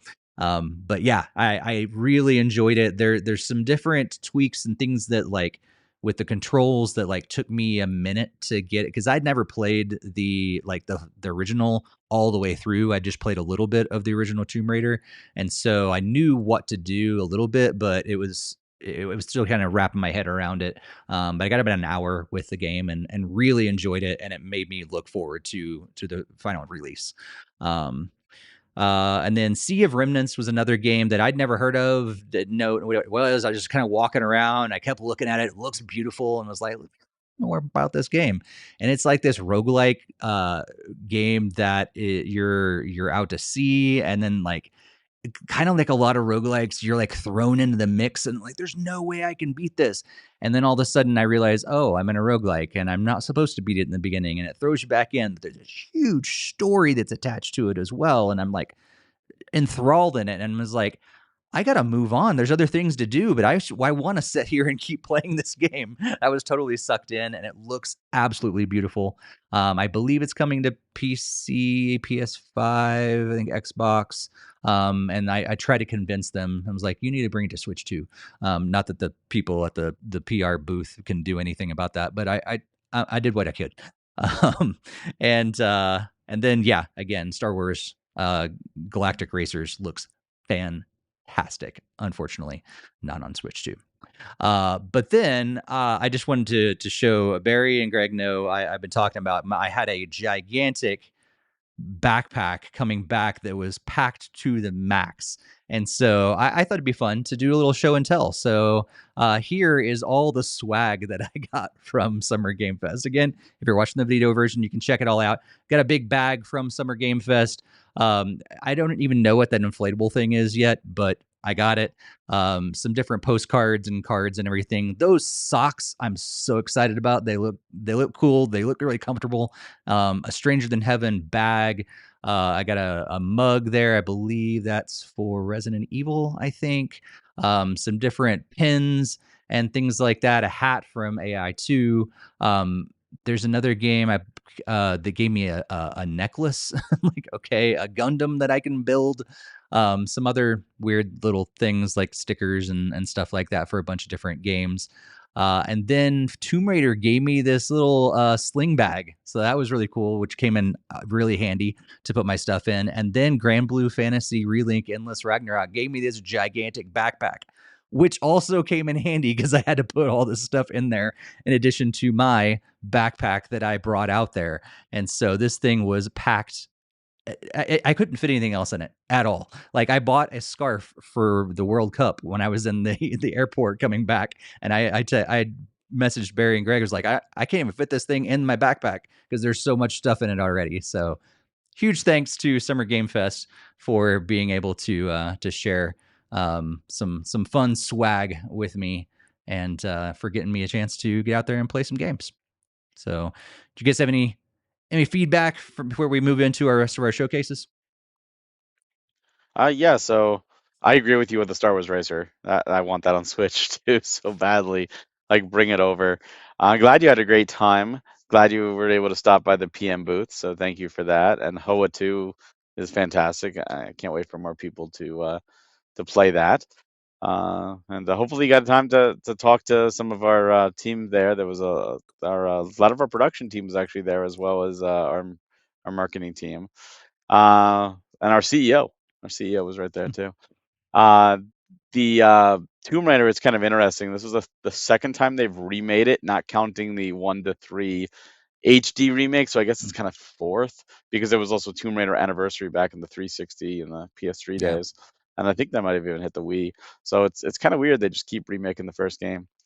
And it's also really weird that you're not allowed to talk about Grand Blue Fantasy Relink, because I can talk all about it because I've already played the game and it came out. Not the Endless Ragnarok, but the original game came out a couple of years ago. I can talk all about it. Oh yeah, you can talk all about the original game. It's the Endless Ragnarok additionals thing that I'm under embargo. So, and I did not play the original game. I only played the Endless Ragnarok edition stuff. I played the original, and the original's fantastic. And there was a network test for the Switch too, which I partook in as well. There was like an app you can download, and it reminds me again why I like it. It's very much like Dragalia Lost, but on the consoles, and I'm very excited for it to finally come to Switch 2. And I'll probably be replaying that game again just to work on it on the Switch 2 and just have it there. And if you're going to be playing it, maybe you enjoyed it and you play it, we could do some quests together. We'll see. when the embargo lifts. Greg, yeah, any thoughts Can't before we say it. jump in back into the showcases? It sounds like you had a blast, and it sounded great. They even gave you more bags to fit more stuff in. So it's like, here, take a bag. You can stuff this bag full of even more stuff, and here's a third backpack. If not, you already brought your own. And here's another one, and you can Yeah. fill this one too. And like, that'd be awesome, and probably a little somewhat remnant of the E3 days. And I just remember when he took me to the press room or whatever, and we left all those business cards for Mickey at the time for that game that he was launching. But just all that It's awesome true. swag stuff they get, and then like even I said I think last time I was at that anime convention here in Chicago, and it's just great to get a bunch of random free swag just for stopping by booths and stuff. It's always kind of fun to get free stuff and whatnot. Yep. Yeah, you guys definitely need to come out to play days with me if we get some more invites in the future. It'd be fun. Yeah, I think that was the thing that I walked away. I messaged you guys about it. I was like, you guys need to be out here, because I think it's just a chill environment. It's so different, Greg, than what we experienced at E3, where like there's a lot of this stuff going on, but it's also very relaxed kind of style. It's not like go go go. There's tons of stuff everywhere you look, and oh my gosh, I'm overwhelmed. And then this gigantic expo center. It's more of a chill kind of thing, and it was pretty cool. And they fed me so well. I probably gained 10 pounds when I was there. So Wow, really? yeah, That's good. huge thanks to Summer Game Fest for feeding me well when I was there too. Well, let's move on because we still got lots and lots and lots to talk about. Back to the showcases. Let's talk about the Southeast Asian Game Showcase that happened on June 6th. We've got Nightmare Circus. This is an action adventure game coming to Switch and Switch 2. We've got Giga Bash that's coming to Switch, and this is going to be on July 8th, 2026. It's a fighting beat 'em up action party game. Table Flip Simulator, which is already out. They featured that one on Switch. This is a sim game, of course. And then Mirth Island is coming to Switch. This is a music and rhythm kind of adventure game. We also saw Until Then After Images, which drops in just a couple, actually tomorrow on June 17th on the Switch. This is a visual novel. Hoa 2 was featured as well as a puzzle game, adventure game coming to Switch 2. So, Barry, any of these stand out to you? Yeah, so Giga Bash is one of those games that I've been thinking about playing. I have it, but I don't have all the DLC. But obviously that's Ultraman Zero is I'm assuming DLC for the original Giga Bash, which also has like Godzilla characters and monsters as well as original monsters. And I'm like, that's just really cool that it's like all these properties are coming together. So it's definitely one of those that I want to play, and I'm just kind of waiting till I have time because there's still some of the DLC I haven't bought. I've been buying them when it goes on sale. But yeah, Table Flip Simulator, absolutely. Spencer, who designed that game, is fantastic. He's a fantastic dude. Had the pleasure of hanging out with him last year, and that is also published by PM Studios. So definitely check out Table Flip Simulator. It is available now, and it's a lot of fun. Hoa 2. Again, I gotta rep my own company that I'm a part of because Hoa 2 is coming soon, and it is a fantastic title that I think you'll most likely like. And if you're curious, the original Hoa is also available on the Switch, so you can check that out. I think that's it for those. All right. Greg, any thoughts? Nightmare Circus actually sounds kind of interesting. So, a little bit brief backstory here. My daughter really picked up on the amazing digital circus. Yes, I understand it's completely different, but just like hearing that kind of circus word kind of made me look at the trailer, and that actually does look like it would be a pretty fun game to play. So she's been kind of getting me introduced to the amazing digital circus stuff, and we had saw that in the theaters for story for another time. But that game at least looks pretty interesting, and I might be checking that one out more. And then even like Hoa 2 and some of the other ones that Barry was saying are also probably on the radar to be checking out more. Cool. Yep. Big shout out to Hoa 2 again from me. Yeah, it's really, really fun that I got a chance to play it. Looking at the next thing that was on the docket is June 6th, and just a heads up, we're gonna cover this next one, and then I'm gonna kind of do some flybys for some other ones before we get to the big ones, just because we're going really long already and we got lots to talk about. So the Wholesome Direct happened on June 6th, and we got lots of games that were on Switch and Switch 2 for that. So including Moonlight Peaks, which is an RPG coming out on July 6th to Switch and Switch 2. We got Discounty is another RPG coming out in August for Switch. Then we That came got out last August. Oh, sorry. Yeah, that says 2025, doesn't it? So they must have featured it. I didn't watch this one, so I'm not sure why it was featured again. Maybe some DLC or something like that, or maybe it's coming to new systems. Four Leaf Fields is an RPG coming to Switch. Is This Seat Taken is coming in already out again. This is another game that was already out, but featured on Switch. This is a puzzle adventure game. All these are kind of like cozy-ish games for sure. And then we've got, scrolling up to the top, Lose Lagoon is an action adventure sim coming to Switch.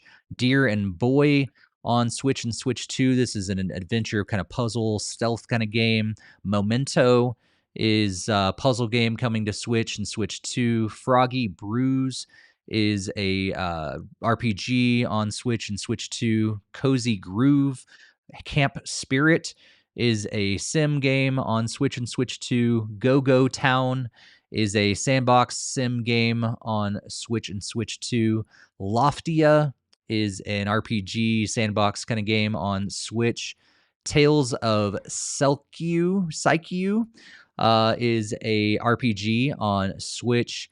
Hella of Mice and Magic is an adventure game on Switch 2. Toem is an adventure game on Switch. A Japanese Rule Life Adventure is, of course, a sim game on Switch. And then we also got to see Color Bound again. And, of course, that's that puzzle game that's on Switch and Switch 2. So, Barry, any of those stand out? Already mentioned Colorbound, so that one there. The other one that was kind of interesting is Deer and Boy. Kind of looked interesting. As did Cozy Grove has already been out, but new a DLC, and I've heard good things about that one. Cool. Greg, any thoughts? Obviously, as Barry said, with Colorbound being a repeat here, that one potentially, and then anything else that falls into the RPGs and the platforming and adventure games, I'll be trying to take a peek at closer to see if they're something I want to check out further. Nice. Yeah, I'm with you about Colorbound and Deer and Boy. Definitely stand out. The next showcase was the Story Rich Showcase, and there's lots of these. These are a lot of RPGs, adventure games. I'm just going to run through the names because they all are basically same kind of genre of games. We got I'm going to run through these games that I can't pronounce. Catechus? Catechesis? I don't know. The Mermaid Mask, Grave Seasons, 1000... who knows, the Times Resist, or is it Cross Resist? X Resist, of course.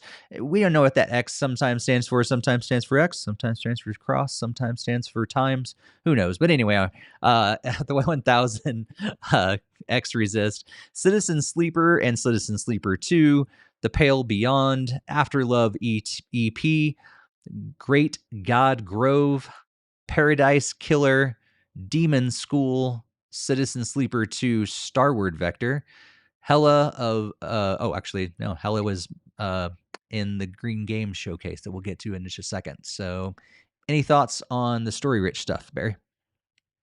A lot of these are already out. Some of them are getting Switch 2 editions, like Citizen Sleeper and Citizen Sleeper 2. And I think 1000 X Resist is going to other platforms, but it launched originally on PC and Switch, but now I think it's going to Xbox and PS5. 1000 X Resist is fantastic. Citizen Sleeper is fantastic. I haven't played Citizen Sleeper 2. Pale Beyond also came out a while ago, and I haven't played the full version. I played an early demo of it, and it's a really interesting concept, and I had a lot of fun with it. So those ones all get my recommendation for sure. I know After Love EP is out too, as is Paradise Killer, but but I just haven't had time to look at those really. Yeah. Greg, I know you're a big RPG fan. Any of these stand out? I mean, the Citizen Sleeper one said sounded good, both like the first and second one, from based on what Barry was just saying too. And then, yeah, I think there's should be a lot more to review this further down because it'd be a lot harder just to pick it based on name alone. I'm sure a lot of it's gonna be gameplay, and I usually tend to enjoy more of the turn-based stuff or even like the turn-based strategy stuff more than the full-on like no turns or what like free for all kind of stuff. So. Yeah. Maybe Demon School might be up your alley because that's a tactical strategy game. Let's move on to the Green Games Showcase. We got Hella, Mice and Magic, action adventure game on Switch 2. We got Aloft, which is another adventure game coming to Switch. Fury or Furry, Furi, I don't know how to pronounce that. That is kind of a beat 'em up, first person game coming to Switch. Spilled is a sim game coming to Switch. Haven is an RPG coming to Switch. And then Lumen Tale Memories of Trey is an RPG coming to Switch, or I believe it's already out on Switch. And then Outbound is a sim adventure game on Switch and Switch 2.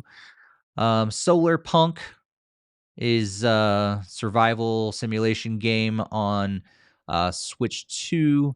And then let's just keep moving into the Future Game Showcase because we really need to keep moving. So Future Game Showcase also highlighted Arizona Sunshine, Little Nightmares 3, The Backstage, Sky, Children of the Light, Dear Van Gogh, Realm of Ink, Dusk Fade, Marsupilami 2, Marsupilami 2, Salsa Palambia, and then all Blasphemous 2, The Third Sin, Defender of the Crown, The Legend Returns, Vampire Survivors, The Legacy of the Blood Moon, and then Tomb Raider, Legacy of Atlantis. The Gaming Pride Parade showed off Tales of Psyche and Taco no Hamitsu, Ocean of Secrets. And then we had some other stuff from the FGS Live from Los Angeles as well.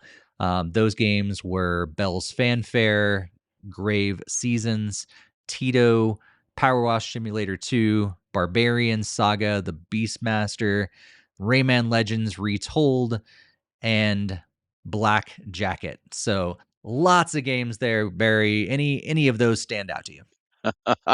You just blew past. I did. We are running low. We got a Running whole along. All Nintendo right, Direct so still to go through.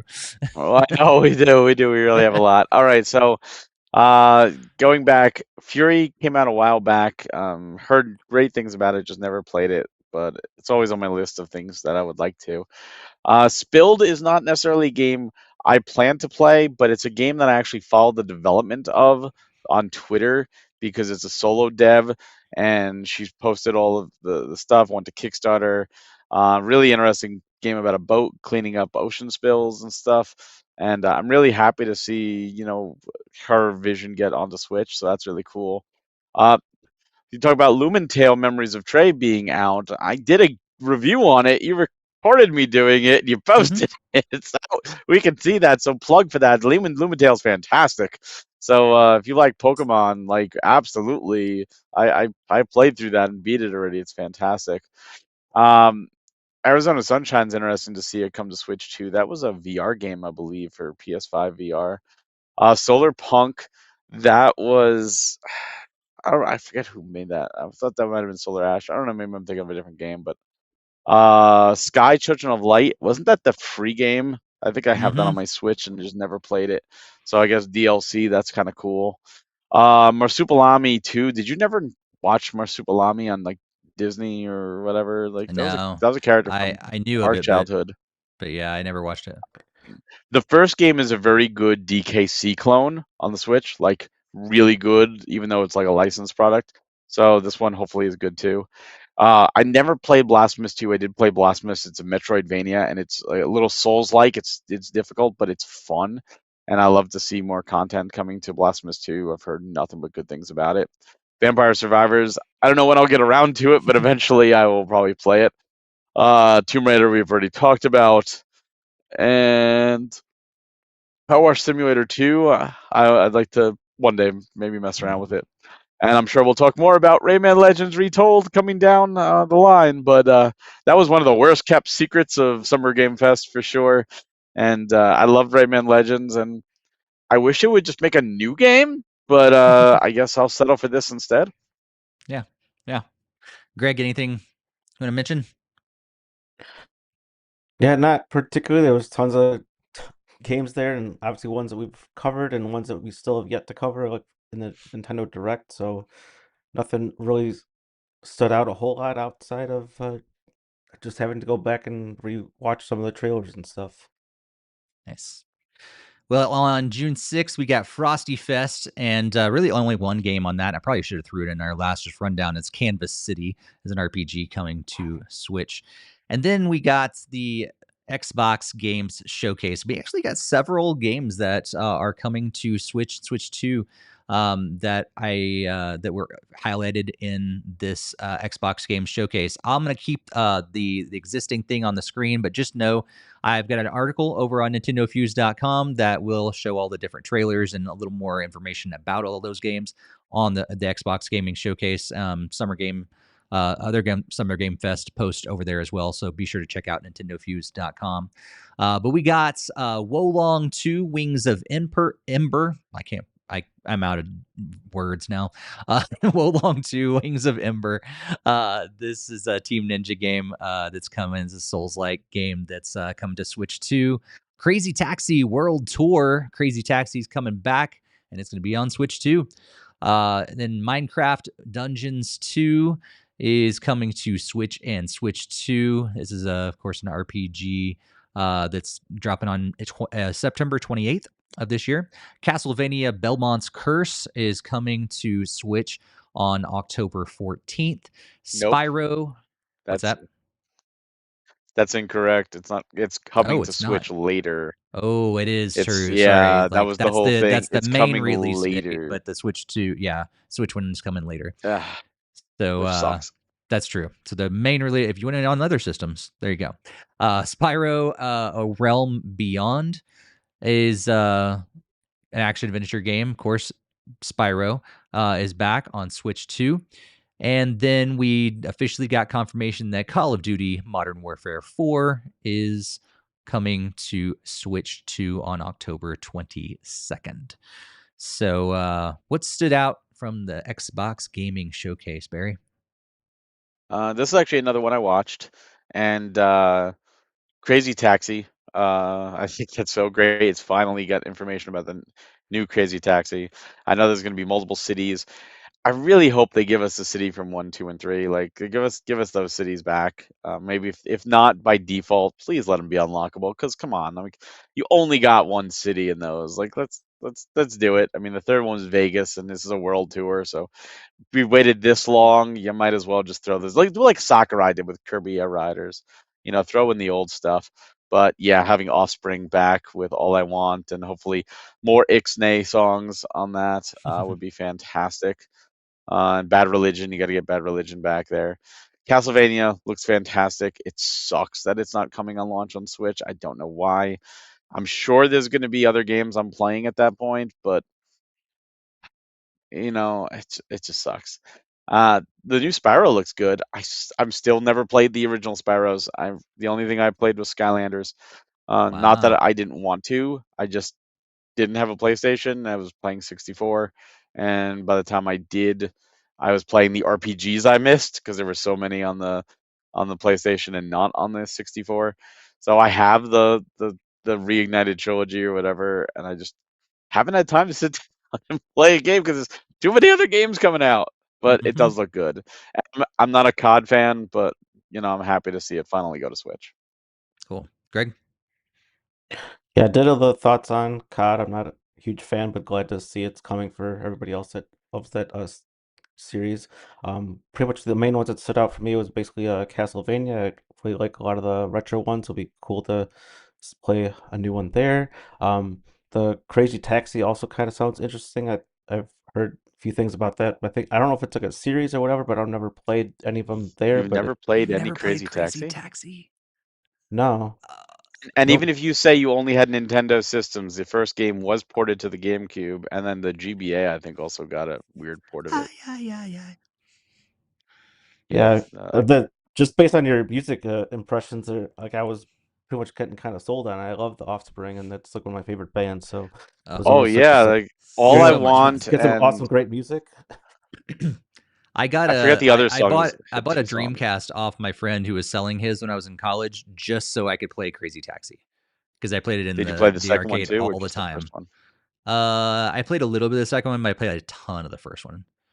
Oh yeah, Yeah, but the third one was good too. It was one of the early Xbox games went back when they were exclusives, and that was fun too.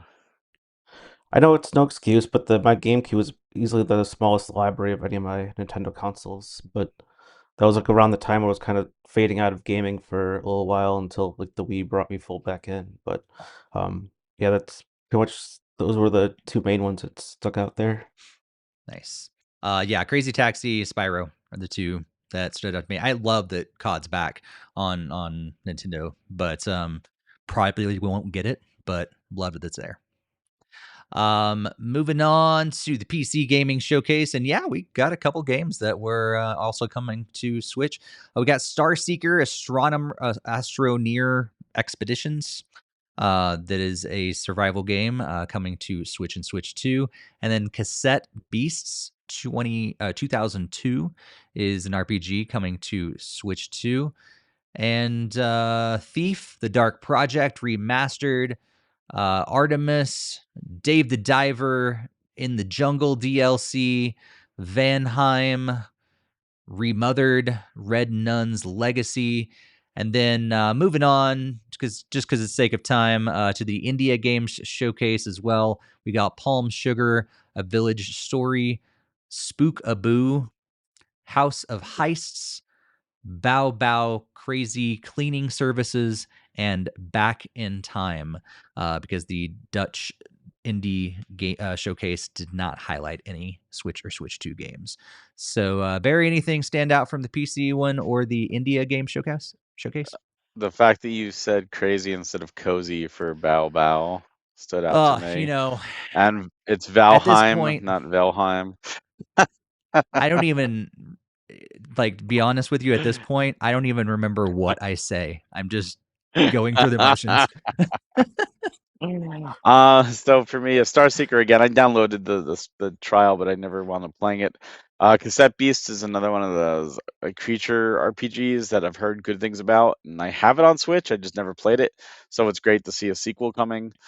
I was never a Thief fan because of the first person, but I love the fact that we're getting another remake of a classic game for those that love it.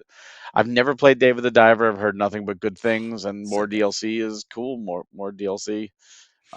It's weird that the spin-off was shown off at the State of Play, but that hasn't been announced for Switch, which is really weird that Dave the Diver is, but not the spin-off. But yeah, that's about it. I mean, the crazy cleaning service sounds kind of interesting. I wonder how crazy this is. Greg, anything stand out? Nothing really caught the glimpse from the just the titles and stuff, but obviously the cleaning service might definitely be up Barry's alley there. It allows you to like do crazy stuff and actually like destroy the cleaning machines and get fined by It w- people and I agree. That would be great. Too bad it's cozy though. Yeah. We got a official confirmation that Lawn Simulator 2 is coming. No. We did, and you were very quick. In fact, I got that press release and I got your email forwarding it to me within seconds, and I'm just like, really? I expected an email saying I got you codes. Yeah. And I'll be honest, if I get codes for that game, I'm gonna boot it up. I'm gonna try to do the same thing. And if they don't come after me with their sandal in their hand, ready to beat the crap out of me, the game gets on my worst of the year right away. I want that old woman with the curlers in her hair, with the sandal and a robe just like coming after me like, you're destroying my lawn. Like, make it realistic. Come on. Yeah. We'll see. We may get some codes. But yeah, I had to, as soon Oh, as I saw the you email come totally through. reached out. He Oh, yeah. totally reached out already. He wants to put me through torture. I know it. That'll be fun. You sent me that press release. There's a reason for that. Well, that brings us to the end of that section, but we've got a whole Nintendo Direct to get into, so apologize ahead of time for this long episode. We're going to try to go through it as quick as possible, but of course, spend as much time as we need to on this. So, Nintendo Direct finally happened. People thought it was going to happen on June 4th. Then June 6th, and it finally dropped on June 9th. Everybody had all these different ideas, but officially, the Nintendo Direct is here. It happened. Before we get into details, people have been a little bit all over the board on this Nintendo Direct. On a whole, I really thought this was a strong one, but people have some other feelings about that. I'm curious if what your feelings are, Barry and Greg. Yeah, for me, it was absolutely strong. I was like, this was a fantastic direct. This did everything I needed to do, and I think it was a real good showcase for third-party support.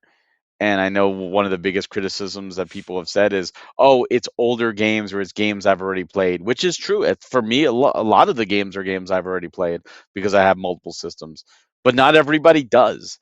And if you look at a direct and you go into a direct or any presentation, not just Nintendo Direct, thinking, "I'm only in it for what is it for me? What's in this for me?" And if you walk out and say, "There's no games I'm interested in," and you say, "Terrible direct, F." No, it doesn't mean it's a terrible direct. It just means it may not have any games for you. Yep.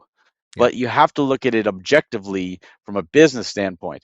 Getting those ports on the system is good to build an audience and build a library, and not everybody has every other system. Or maybe they do, but they didn't have time to play it then. And now with the system like the Switch 2, which is portable, they say, "Oh, I can now actually play this on the go. This is convenient for me at this time."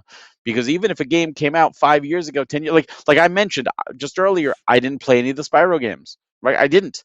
It wasn't convenient for me at the time. I didn't have this system. It came to Switch, and I still didn't have the time, and I still don't have the time right now to play them. But have access to them on more platforms is a good thing. And for anyone saying, "Oh, where's the big Switch heavy hitters? I don't like Pokemon." Well, I'm sorry you don't like the number one IP in the world, but to say Yeah. dismiss all Pokemon games as not heavy hitters because you don't like Pokemon is pretty asinine. And if you're only a Nintendo fan because you like Mario and Mario only, then broaden your horizon because there's a lot of other IPs that Nintendo owns. And if that's really all you like, then I'm sorry, go play somewhere else. What do you want? Nintendo doesn't cater to just you. There are fans of other IPs out there. Yeah. Greg, what do you think? So I was definitely very mixed on this one, and then I was really trying to come to terms to form my own opinion, but I found myself like even unable to do so. But then Hmm. I did hear like somebody's reaction video or like review video, and it actually made like perfect sense for like the way I saw it.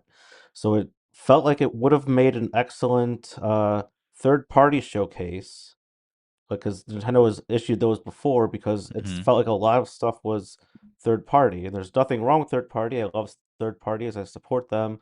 I'm in Barry's position where I don't have all the extra consoles, so this is the first time I could experience a lot of these games. There is quite a number that I'm pulling away from here, but my main thing was is I didn't really see a lot of first party Nintendo stuff in their Nintendo Direct.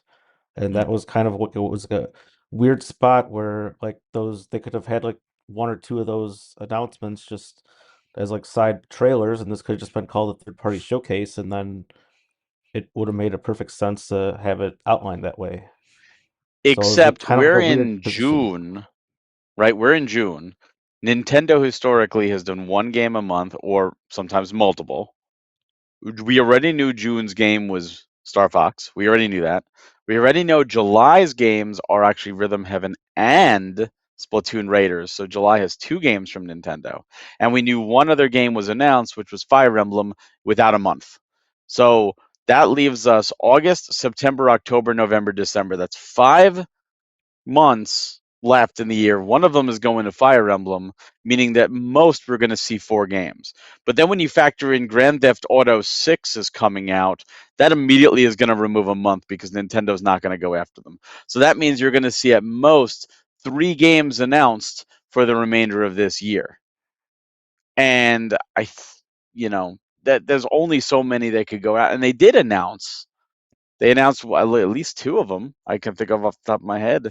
And that's where Switch 2 editions also come in to help support that. So if they can only announce 3 games and they announce 2 games out of possible 3, then we've already got that because we already knew Fire Emblem was coming.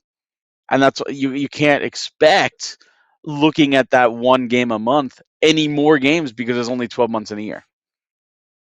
Yeah, I completely agree with all of that, but I feel like in Nintendo Direct days old, they'd be like, "Oh, here's Yoshi's Woolly World," and then it comes out whatever 2 years later. We're developing You're Metroid Prime 4. right. That comes out 6 years later.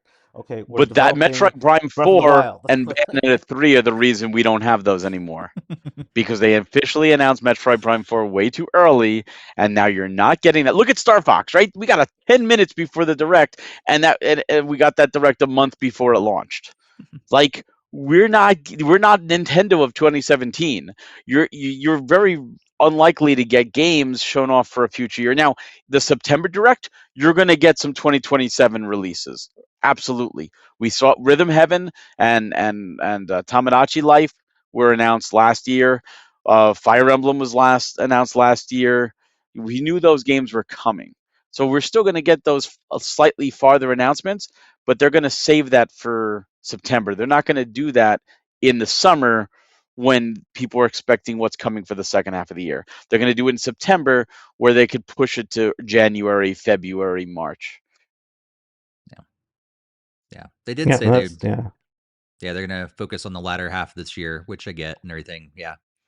Yeah, and I think that's because I hear both sides of what you guys are saying as well, and I hear other people that are kind of disappointed and stuff too. But yeah, I think I'm still on the side of things. This was exciting to see, and I actually from a Nintendo fan standpoint. We don't always get a ton of third party support, and it was cool to see a jam packed third party support Nintendo Direct.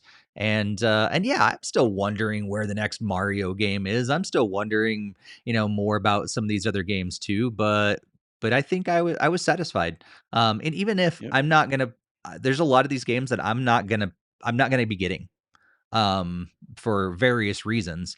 But it's really cool to see they're coming to Switch and Switch 2. And so yeah, I think I err on the side of it. I was really pleased with what I saw. And I think the leaks hurt it because there was leaks of a Mario game and that didn't show up, and people are like, "Oh, well, that's going to be there."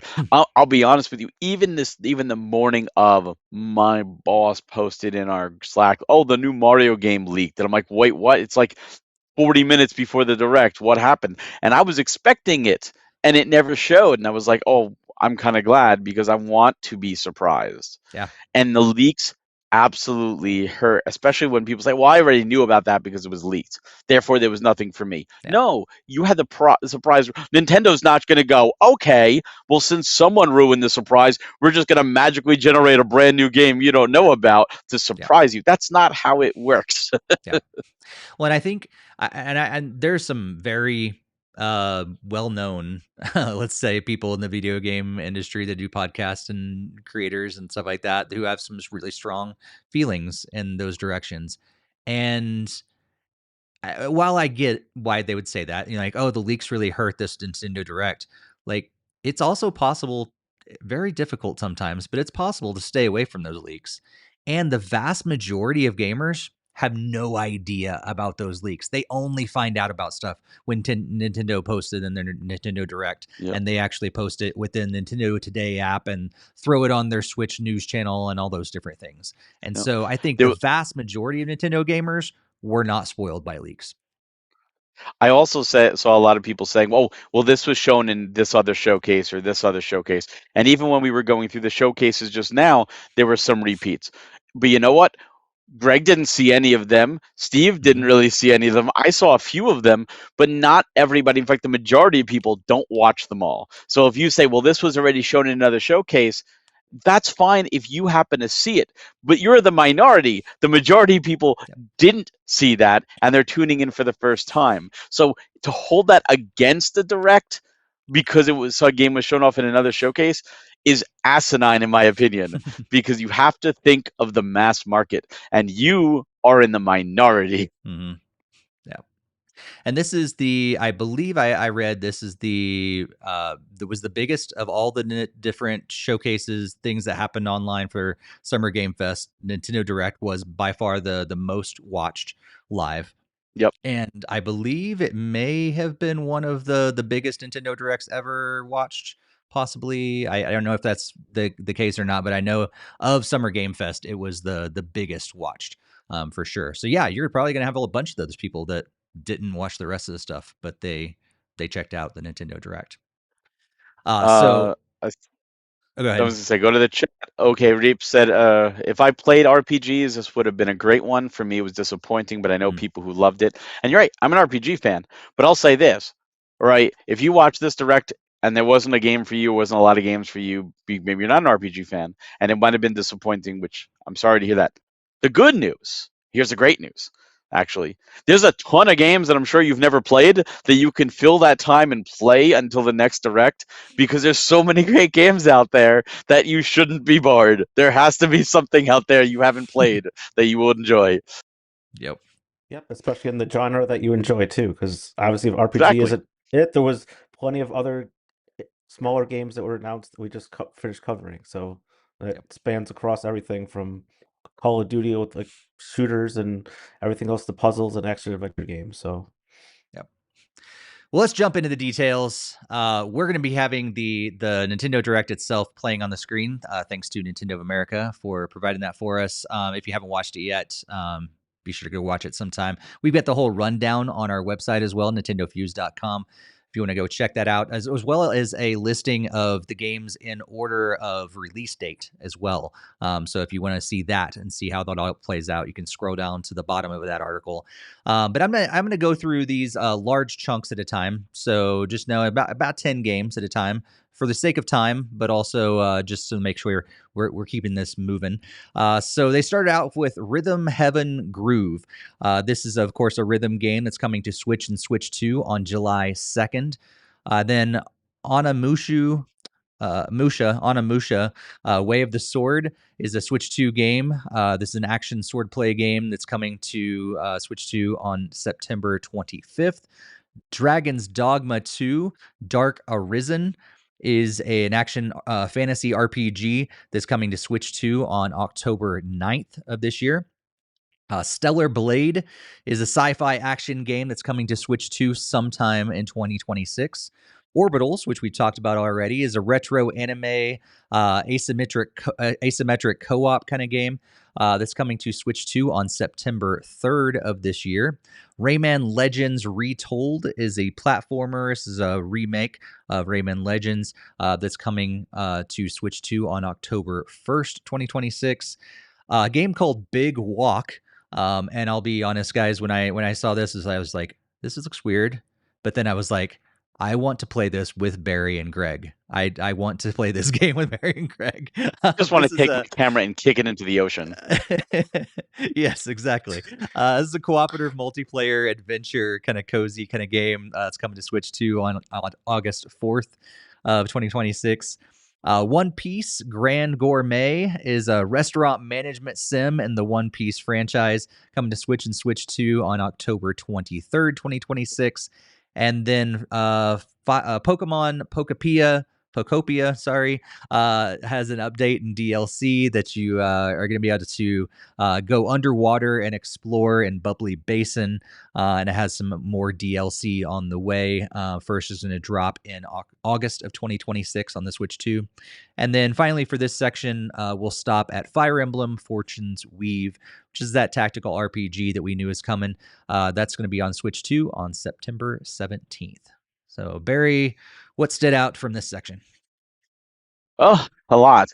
So this is again one of those cases of, you've already played it, but I'm glad other people can play it. So Rhythm Heaven I've already been excited for, and it was smart for Nintendo to show a little bit more off, even though they did show a trailer previously, because again, like you said, most watched. So they want this game to sell. They want to introduce Rhythm Heaven to a brand new audience. So it's great to see. Onimusha Way of the Sword was shown off in other showcases, but not for Switch 2. And I was actually shocked that it wasn't coming to Switch 2 because Capcom has been so good about supporting the Switch 2. And here it was. Why Nintendo doesn't allow them or want them or whoever made the decision to not showcase that the game was coming out in the other showcase, I think was silly.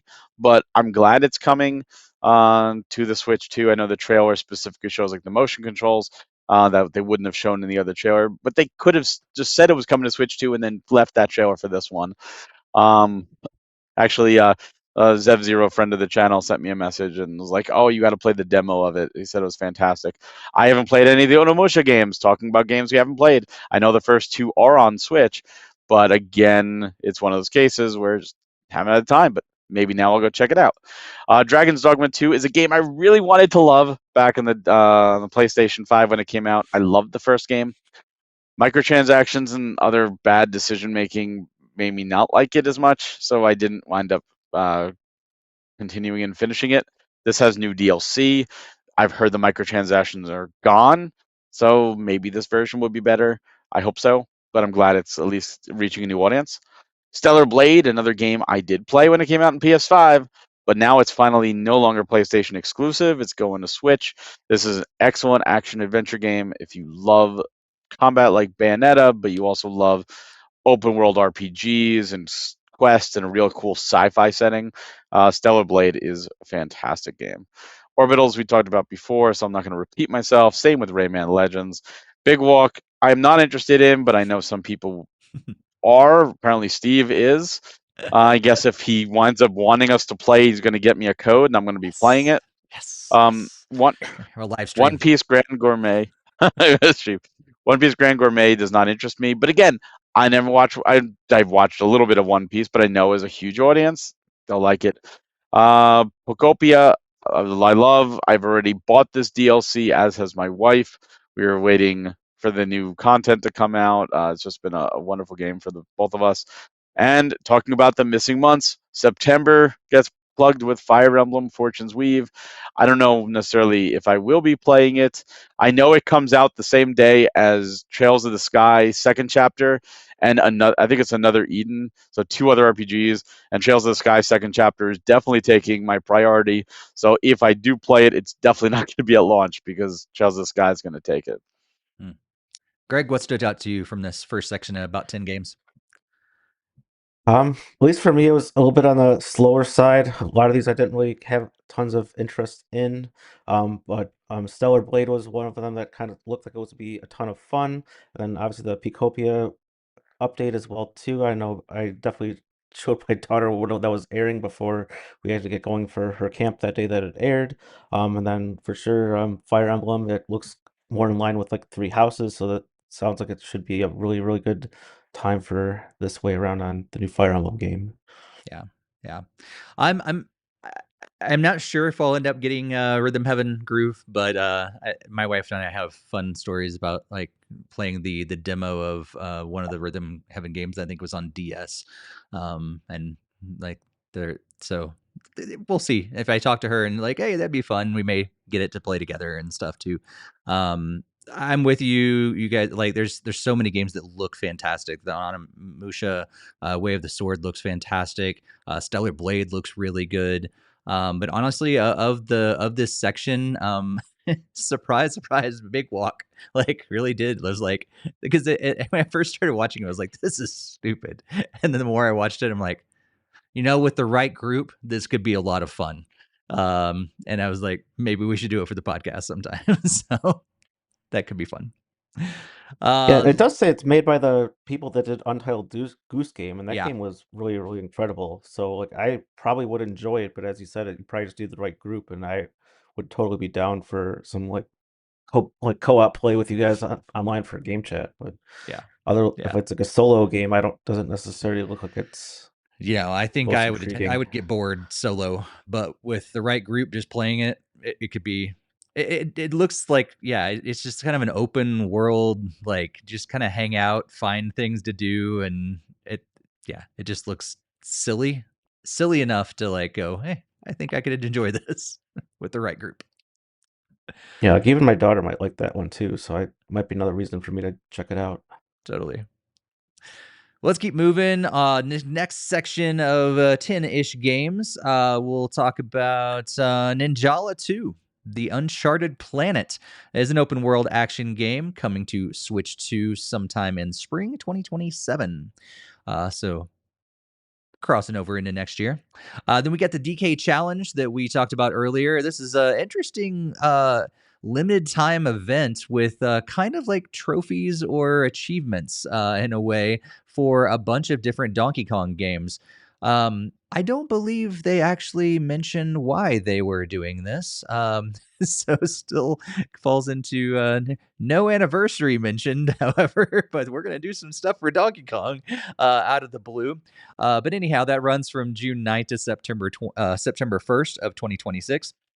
And then there's also a Donkey Kong Bonanza Emerald Rush limited time event, this starting on June 9th. And this is a collaboration event for the existing paid DLC where you're going to be able to get Super Mario Brothers outfits for DK and Pauline. And it's going to be also released in 4 waves, apparently, as well. And then Jujutsu Kaisen Rumble Survivathon. Is a Survivor Royale action game that's dropping on Switch 2 sometime in 2026. And let me just take this moment to say all of these games are coming to Switch 2. In fact, it was very, very, very Switch 2 heavy in this entire Nintendo Direct. Only a couple Switch games. But anyway, moving on, Lords of the Fallen 2 is coming to Switch 2 sometime this fall of 2026. This is an action RPG game. Lies of P Complete Edition. This is a Pinocchio-inspired Souls-like game that is coming to Switch 2 on August 6th, and this one actually really stood out to me. This looks really interesting. Devil May Cry 5 Devil Hunter Edition is coming to Switch 2 very, very soon on June 23rd, 2026. Muramasa Revenant Blades is coming to Muramasa. Thank you. I'm gone. Switch and Switch 2. So this is one of the Switch games coming early 2027. So crossing into the next year. This is an action RPG game. And looks fantastic. And then let's end with a couple announcements that I'm sure Barry was jumping out of his skin about. Xenoblade Chronicles 1 through 3 are getting all Switch 2 editions. And this is a remaster and enhancement of all 3 of those games.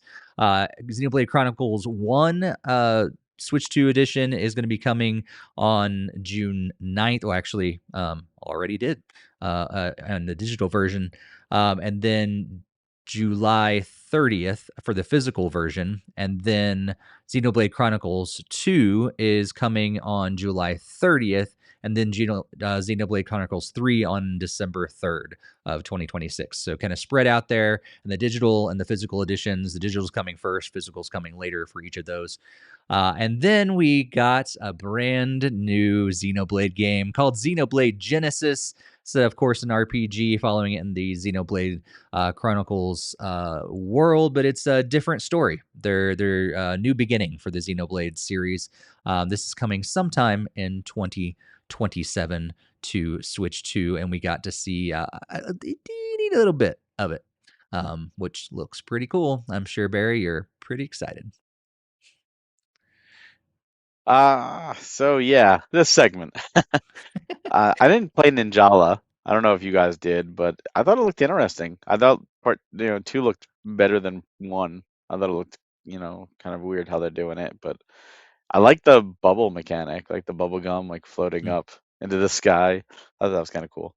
The DK challenge, I did it. The classic ones were cool that they had those.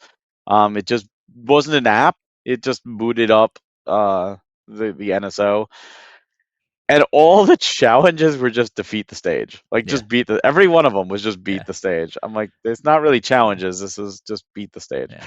I started But it the did go. first one and I realized, oh, I forgot to look what the challenge was, and I go back and I just gotta beat it, and then that it Beat it, continued yeah. that way.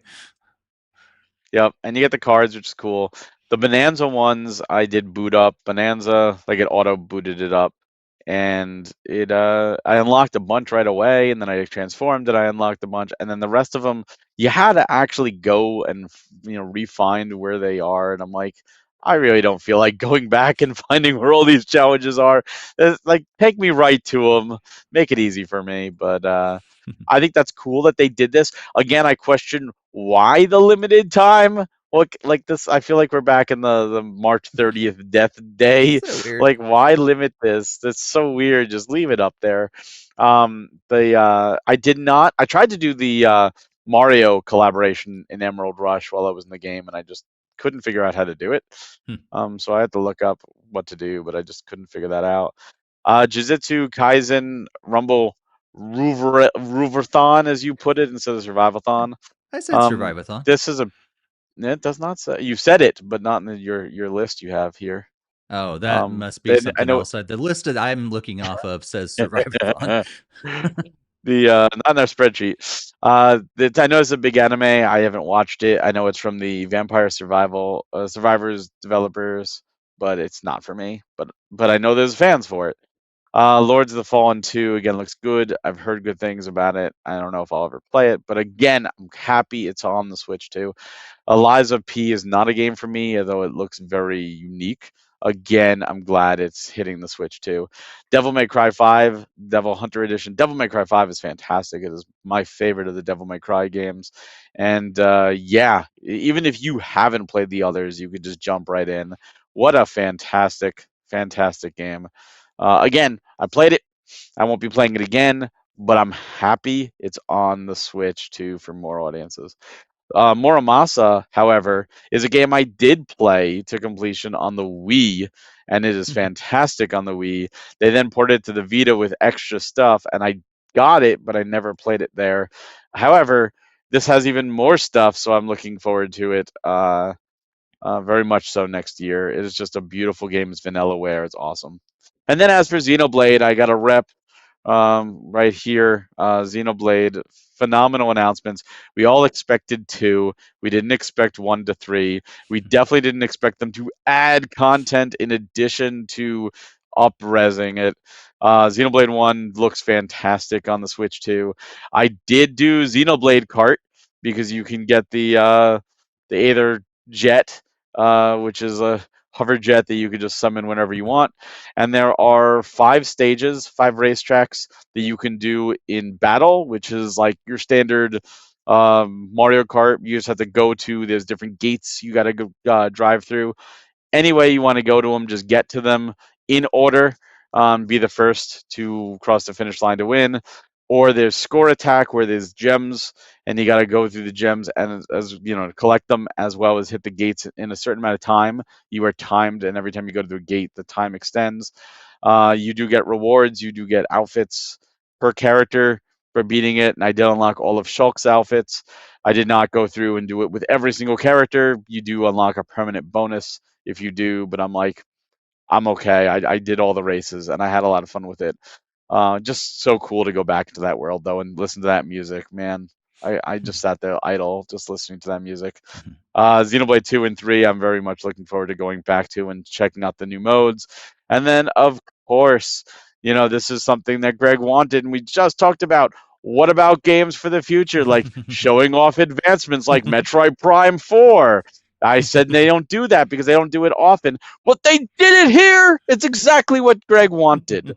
Xenoblade Genesis looks fantastic. Next year, it's a brand new story, which kind of upsets me. I wanted Xenoblade 4. I wanted a continuation based on the way 3 ended, the way Future Redeemed ended, and the way Xenoblade Chronicles X Definitive Edition ended. I felt like they were building towards a 4.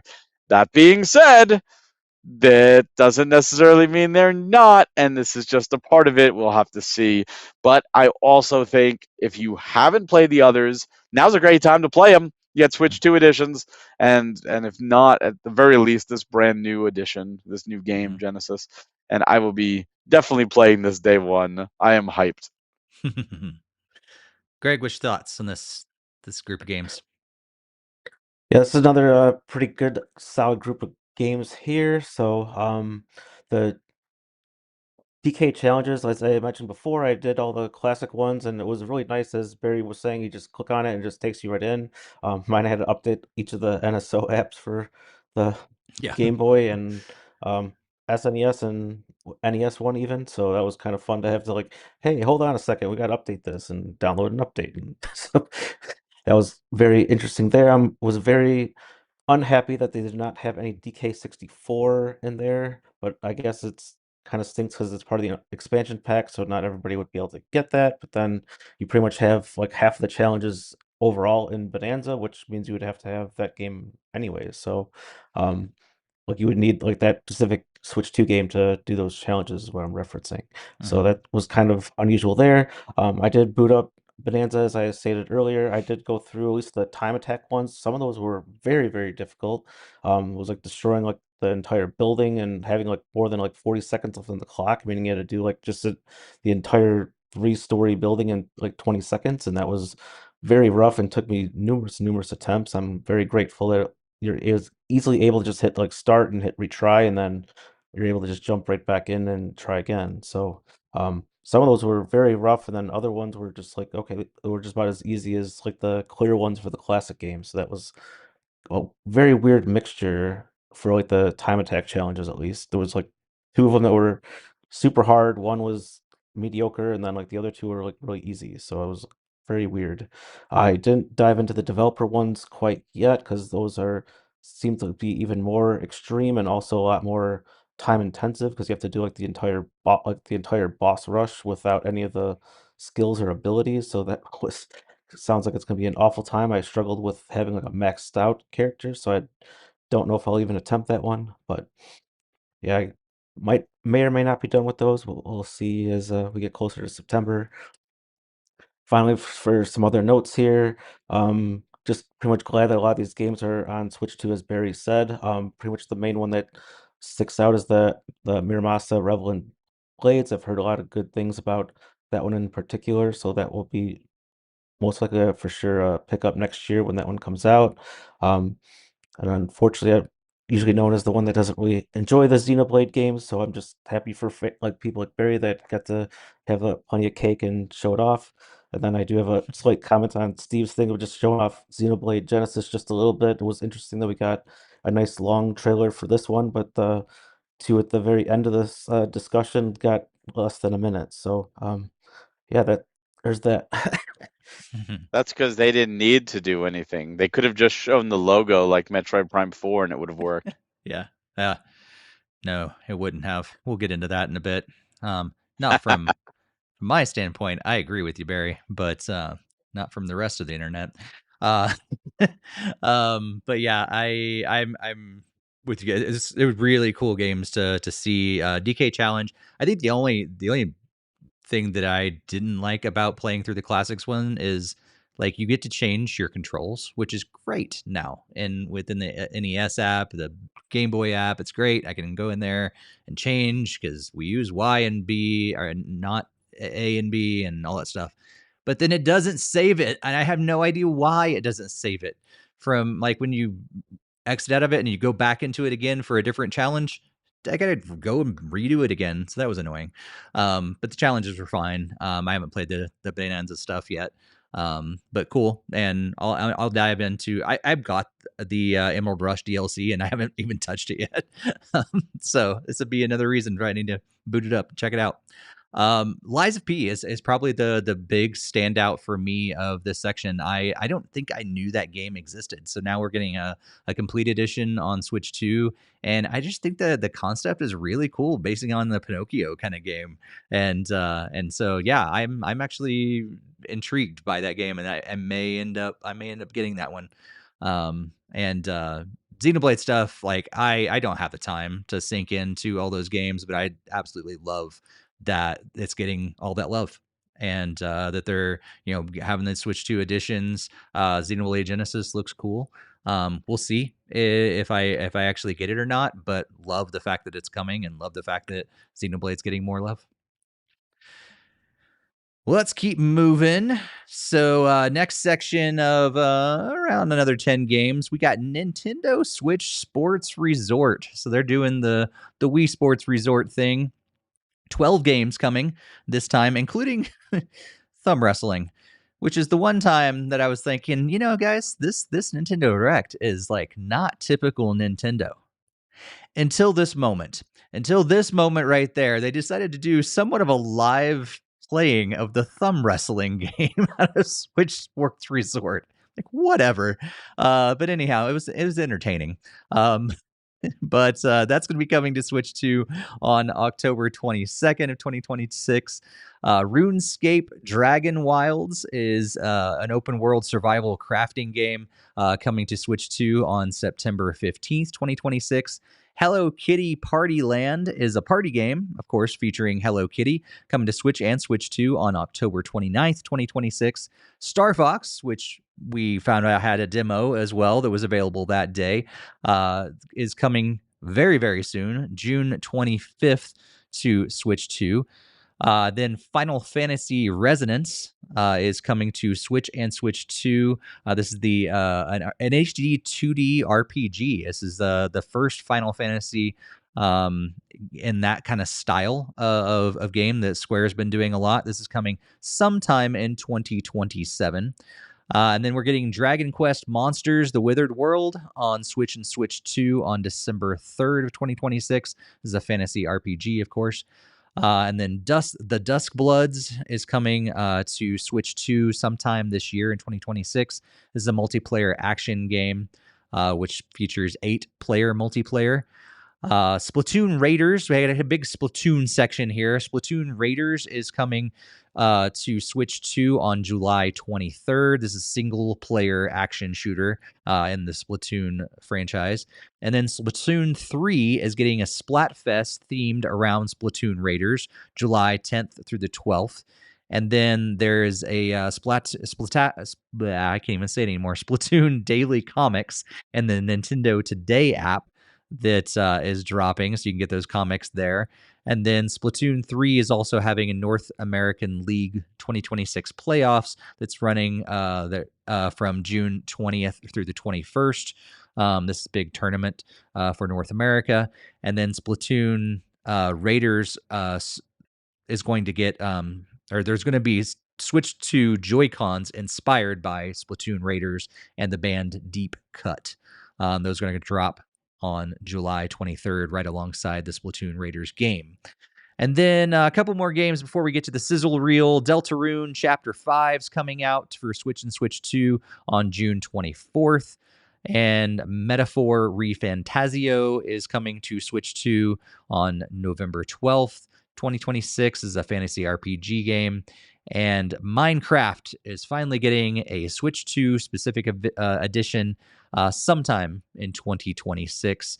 And if you don't know what Minecraft is, time to come out from under your rock. So lots of games to talk about in this section. What do you think, Barry?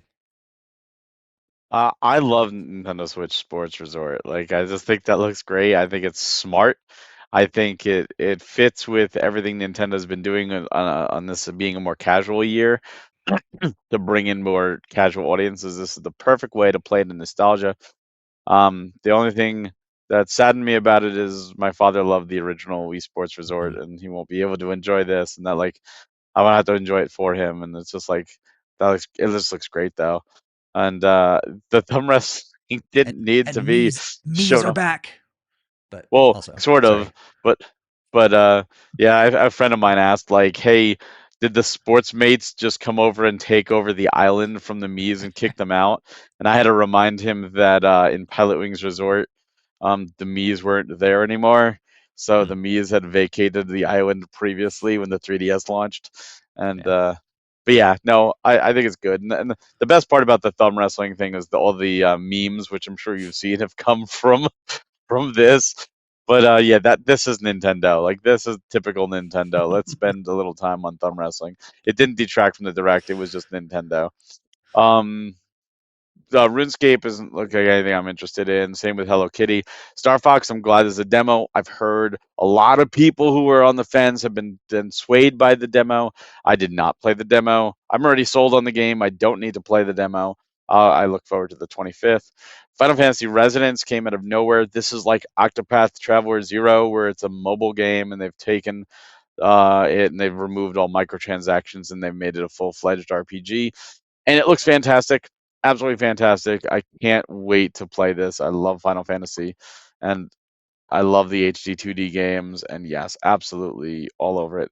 Pikuniku 2, I might wind up getting. I got the first one digitally. It was $2 on sale. I've heard good things about it. I'm like, oh, for $2, maybe I'll give it a try, but I have to find the time to do that. Dragon Quest Monsters, we did talk about this last time because it was shown in the Dragon Quest showcase, but yes, absolutely 1000% day one. Like I love Dragon Quest Monsters and I love Dragon Quest series, so right up there. Dusk Bloods is now we talked about how Nintendo had four or three games because we're not going to count wherever Grand Theft Auto comes in, and they showed off Nintendo Switch Sports, because then we knew September was Fire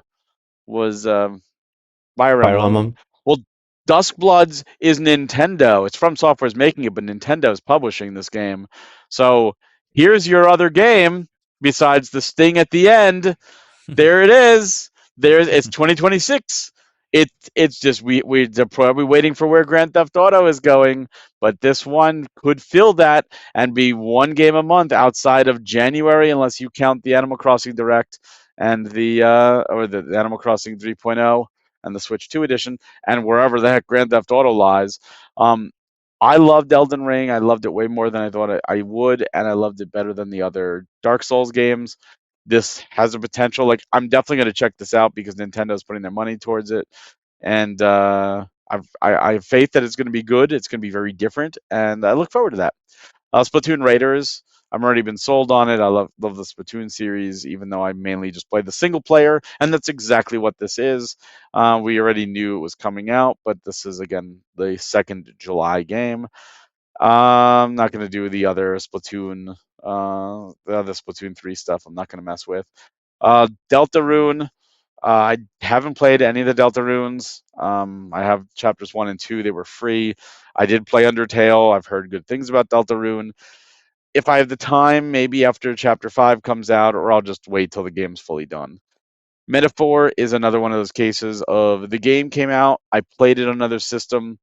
I'm not going to replay it. However, it is fantastic. It is absolutely fantastic. Well, you absolutely have to play this if you love RPGs. Just so well done. But yeah, I'm happy it's finally coming to the Switch too. I'm happy it's going to a new audience. Even if it's not one that I will currently be playing because I've already played it. And Minecraft, I'm not a Minecraft player, but again, I understand there's a lot of those, and I'm happy for those that will get to enjoy it and play. And, hopefully it looks better than the Switch 1 version. Yeah. You mentioned Piku Niku 2. I think I forgot that in my list, but that's a 3D puzzle exploration coming to Switch 2 in 2027.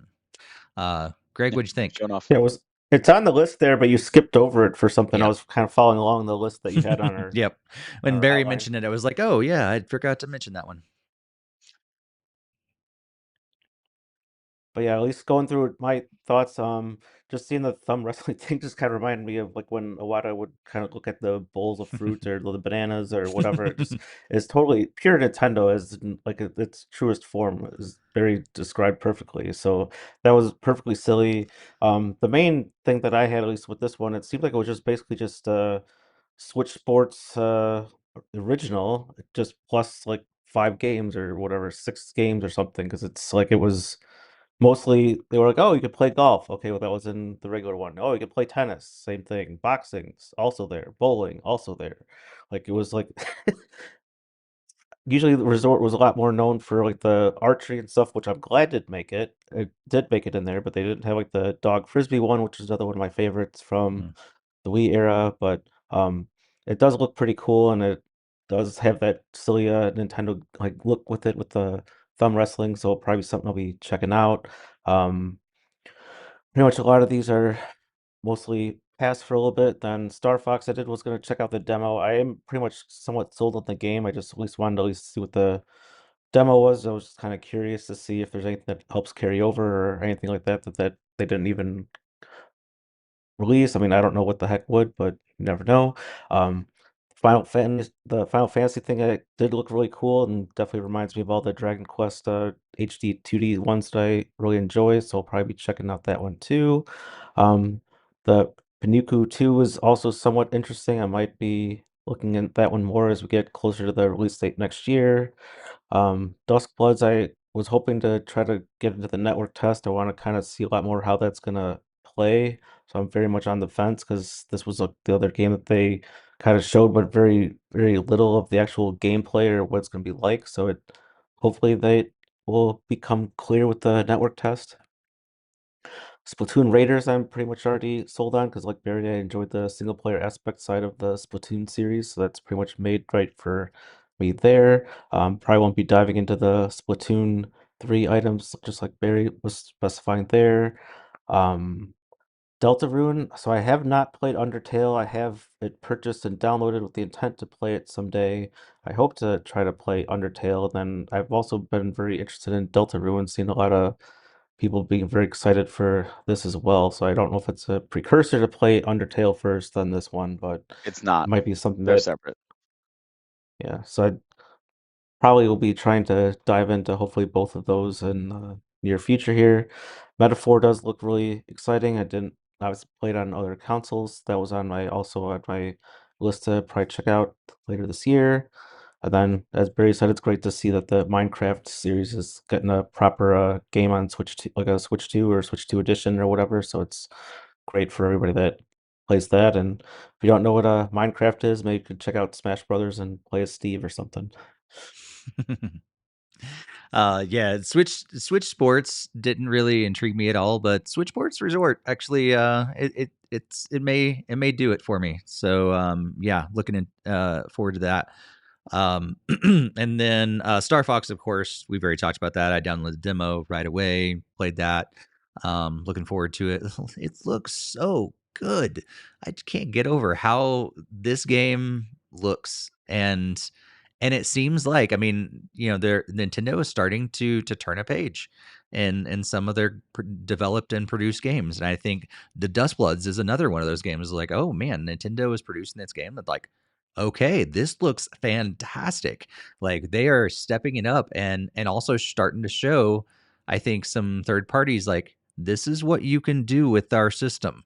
Like, it's very powerful and very capable. It may not look like it, and you may not think it's a PS5 Pro, and it's not, but it still can do some really good stuff and produce some really good looking games. Um, and yeah, I think those are the ones that really stood out to me from this section. I'm probably not gonna get Splatoon Raiders. I played a lot of the first Splatoon, played a little bit of the second Splatoon, and ended up not getting Splatoon 3. I just kind of I you know I was done with Splatoon. And then yeah, Metaphor looks great. Probably not for me, but it looks great. And then love that Minecraft is finally coming over. I think it's pretty much on every system under the sun now. Eventually you're going to be able to play it on NES. I don't know. So. I think Not I the think you Nintendo played a lot of Logarno yet. Splatoon like He played Splatoon 1 a lot, like the rest of us, because we were all starved for things on the Wii U, and there was nothing Also there. true. And it felt so new, and then it didn't feel Yeah. so new anymore. In the sizzle reel, we got several games. We got Atelier, Caria, The Night Kingdom is alchemy RPG that's coming to Switch 2 early 2027. Warhammer 40,000 Space Marine 2 is an action game based on the Warhammer series, coming to Switch 2 in holiday 2026. Observer System Redux is a dystopian future horror game coming to Switch 2 on June 18th, 2026, so just a couple days away from this recording. Days Cool Edition is a survival sandbox It's game. DayZ. DayZ, sorry, is coming to Switch 2 sometime in 2026. Metal Gear Solid Master Collection Volume 2 is a stealth action collection of the Metal Gear Solid games. That's coming to Switch 2 sometime in 2026. Or sorry, I'm looking at the wrong line. That's coming in August 27th, 2026, and that's the Switch and Switch 2. Rise of the Tomb Raider 20-year celebration is the action game, Tomb Raider game, coming to Switch 2 on June 9th. Or actually, it's already here now. And Tales of Eternia Remastered is an RPG remaster coming to Switch 1 and 2 on October 16th, 2026. SnowRunner is an off-road simulation game coming to Switch 2, actually already out on Switch 2, came on June 9th, 2026. Fitness Boxing 3, Your Personal Trainer, of course, is a fitness exercise game coming to Switch 2 specifically on July 16th, 2026. Everbloom is a farming sim coming to Switch 2 spring 2027. And finally, Final Fantasy XIV Online, of course, is that MMORPG, and that is on Switch 2 in August 2026. So, of the sizzle reel, Barry, what stood out? I was shocked how many good games were in this sizzle reel that were just randomly announced. Not just like this is coming, like Metal Gear Solid was shown off before, but like the new Atelier game was the announcement. Like Mhm. we were waiting, where's the new one coming, and it looks fantastic. I still need to play Yumiya, the previous one, but I love the Ryza series, and I have the Yumiya. In fact, that I got a Switch 2 edition. I have that on my Switch 2 ready to go. I just got to find the time. But yeah, the Altalia series has really captured me. What a fantastic series, and I look forward to this.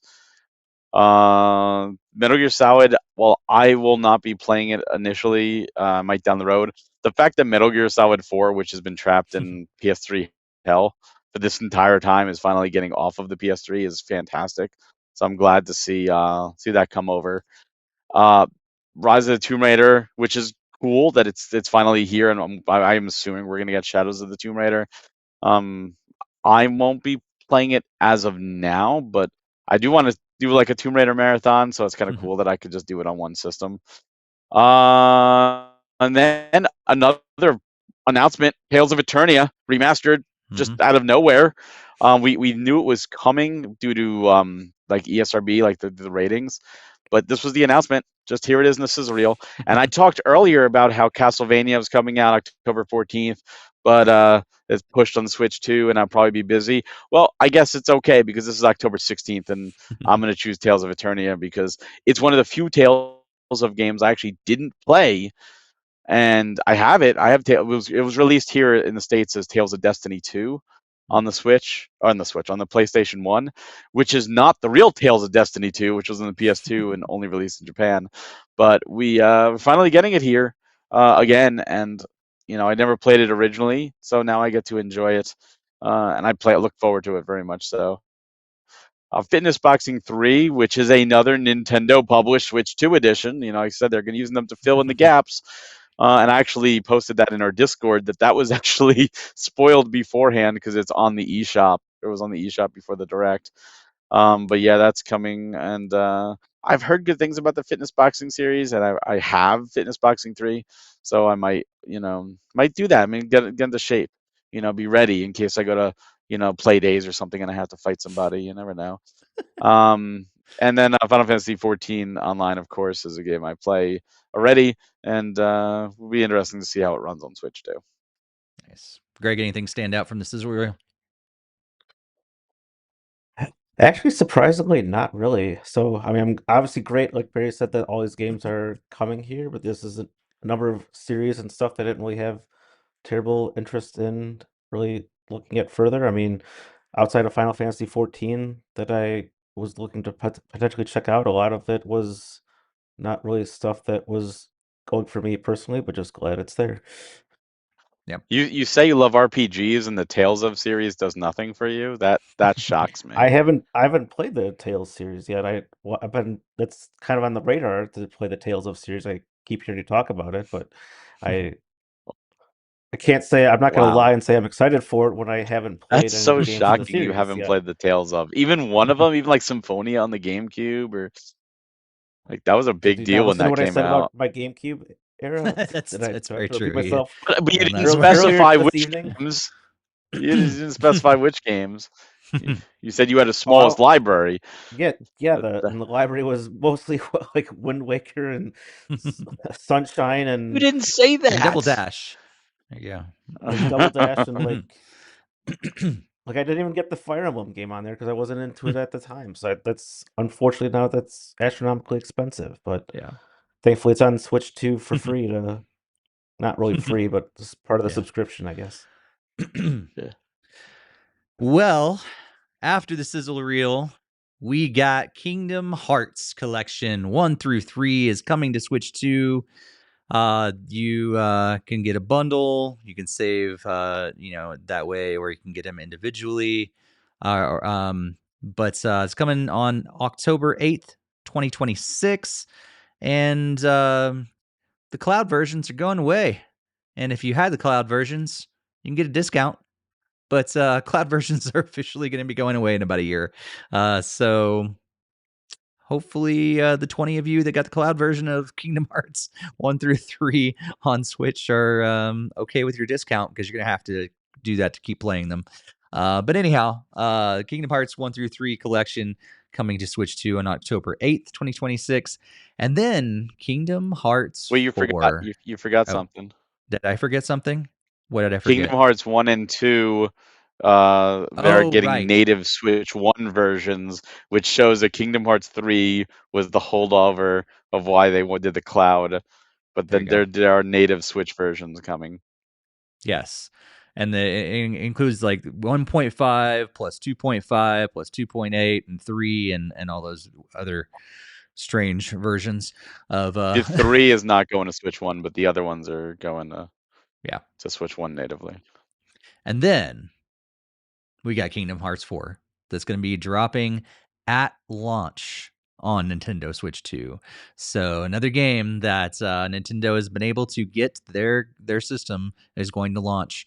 The game is going to launch on their system right alongside the other modern consoles as well. And this is the first installment, of course, for Switch 2, and it features Sora and the city of Quadratum.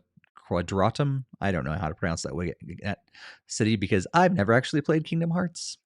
But anyhow, and then we got something that's also been kind of leaked for a while. We thought it was coming. It's officially coming. The Legend of Zelda Ocarina of Time, or Ocarina of Time, depending on how you want to pronounce it. It's coming to Switch 2 sometime in 2026. So maybe taking on Grand Theft Auto. We'll see in November, but I'm assuming it's going to be a holiday release. But this is the action adventure game from Nintendo 64, the classic that everybody has played and loved, and was remade on the 3DS and now getting remade for Switch 2. And it's a brand new art style that looks very, very 3D CGI realistic. And this was another one. After seeing Star Fox and seeing Ocarina of Time, I'm like, dang, Nintendo is stepping up their art department for the Switch 2. So a lot of people were upset that we didn't see a whole lot at all about this. But my opinion on this is, don't we know this game already? Don't we know what's coming? Don't we know what to expect? Yes, they may throw some new things in there, but we know what this game is all about already. I think the big surprise was maybe that it's dropping sometime in 2026. So, Barry, what'd you think? Kingdom Hearts and I'm Ocarina of Time. I've played Kingdom Hearts 1 and 2. I played and I beat those. I didn't beat 358. I didn't beat Birth by Sleep. I didn't beat Dream Drop Distance, but I tried them, and I enjoy the series. The story is convoluted as hell. Like, I'm sorry, the story is like the most convoluted thing in the world, and they're fun. And I hated the cloud versions, and I'm glad that we're getting brand new versions. I'm glad we're getting proper versions. I think Kingdom Hearts 4, which was shown off once a while back, and people have been clamoring for it. The fact that not only is it coming to Switch 2 on launch day, but that Nintendo secured all this in Summer Game Fest. That very well could have been on the stage at Summer Game Fest. Jeff Keighley would have killed for that, and Nintendo is the one to secure that reveal of that gameplay. That is huge for Nintendo, and it really shows that Nintendo is like, we're not backing down. Like, we're here. We're here. We're getting the big guns. It shows that handshake between Sora and Mario in the Smash DLC trailer was more than just for Sora and Smash. It was for a partnership, and I love it. Uh, will I be playing it? I don't know, but I'm love it that it's there. I think it's a strong game for the Switch too. I think it's strong to show third party support. And if you're not into Kingdom Hearts, you're not into it. But I've seen videos of people freaking out and they're so happy. And if it made you miserable, if you didn't like it, then tough, because it made so many more people very happy. That's all I have to say. As for Ocarina of Time, again, like you said, it kind of leaked. We kind of knew this was coming. Which again, it sucked that it was leaked. Would I have liked to seen more? Sure. It would have been cool if they showed, like Link running on a Pono Hyrule Field in the opening of the game. That would have been cool. I agree. Yes, it would have. But like you said, do they really need to show anymore? Like, we know the game. What I want to know, and they wouldn't have shown this in this trailer. What I want to know is what is different about this. Is it a one for one remake? If it's one for one, I'm a little less enthused because I've already played Ocarina of Time a bunch of times. Will they be doing things that we've always wanted? Like, can we unfreeze Zora's domain in the adult timeline? Something that they kind of hinted at doing, but then you never could. Will we do that? Will it include Master Quest? Master Quest was included in the 3DS remake as a bonus because it had come out, on the GameCube. Will that be included? Will there be a Master Quest version of Ocarina of Time? How is there going to be more things in Hyrule Field? Is it going to feel bigger? Is Hyrule Castle Town going to have more things than just a giant circle? Like, what is it going to do differently? And that's what I really want to know, because I know the game. I already know the game. I think we've all played the game. We've all seen the game. We've all know the game. They don't need to show us more. It's just like Metroid Prime 4. They showed us a logo and everyone freaked out. Why? Because we knew Metroid Prime 1 to 3. We knew what to expect. That's all we needed. Same thing with Bayonetta 3. You saw her put her foot down and kick a few times. You know Bayonetta. If you like Bayonetta 1 and 2, you're going to like 3. Like, that's all you need to know. If you liked Ocarina of Time on the 64, you liked it on the 3DS, you liked it on the GameCube, you liked it on WiiWare, you liked it on NSO. I don't care. If you liked it, you're probably going to like this. Yeah. Yeah. Greg, thoughts on Kingdom Hearts and Ocarina of Time?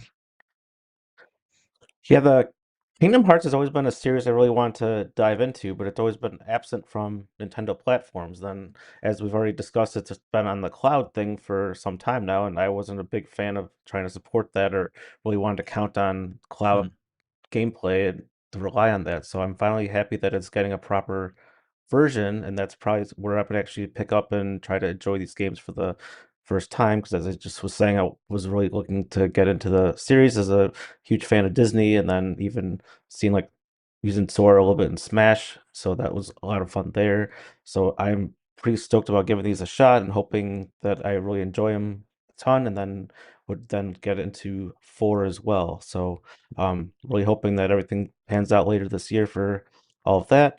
Then for Ocarina of Time, I mean, yes, it would have been great to see a little bit more. I'm not asking for like a 10-minute trailer and outlining like here's how you Z target, here's how you do this. I don't need to see all of that, but I think just seeing him sleeping is not the most exciting way to kind of do it, even though it's kind of like the very first thing that you see like once the game starts, because it's like young Link in bed and that's about it. And then Navi comes and wakes him up. But I don't know. I would have liked to see just a tiny bit more, maybe like a little bit of like the action, like fighting like a monster or whatever. I'm not asking to see the final battle with Ganondorf or Ganon or anything like that, but just having a little bit more might have helped a little bit. I understand if you know the game, you know everything about it, but just even just seeing how some of the elements just kind of either interact or were remade or something, and maybe there is just so much new stuff that they didn't want to push all that out at this time, but um I did hear something today that they might be doing something more for Zelda's 40th anniversary in a direct later this summer, and maybe they're just saving all this info for that point, and that's why there's no date, and that's why there was very little gameplay, because perhaps there could be more Zelda in the near future, along with like the Oh, for sure. movie trailer and everything else like that. So Mm. there's lots coming for Zelda in general, so definitely gets a pass. I do really like that they're going with this realistic art style because I think the Star Fox stuff looks incredible. And then, as Steve even said before, it's like Nintendo's really showing that they can make some really good stuff. And I know Zelda always gets kind of the blind eye because of how different, like the color shade, the cell shading, and then like the Wind Waker art style, and then the toy things of Echoes of Wisdom and the Link's Awakening remake. So it's kind of nice to really see where this goes, like in the full on, like realistic scale of it, and hopefully it turns out to be just as fantastic as it looks right now. Mm. Yeah, I also never got into Kingdom Hearts. I think I played a couple demos here and there.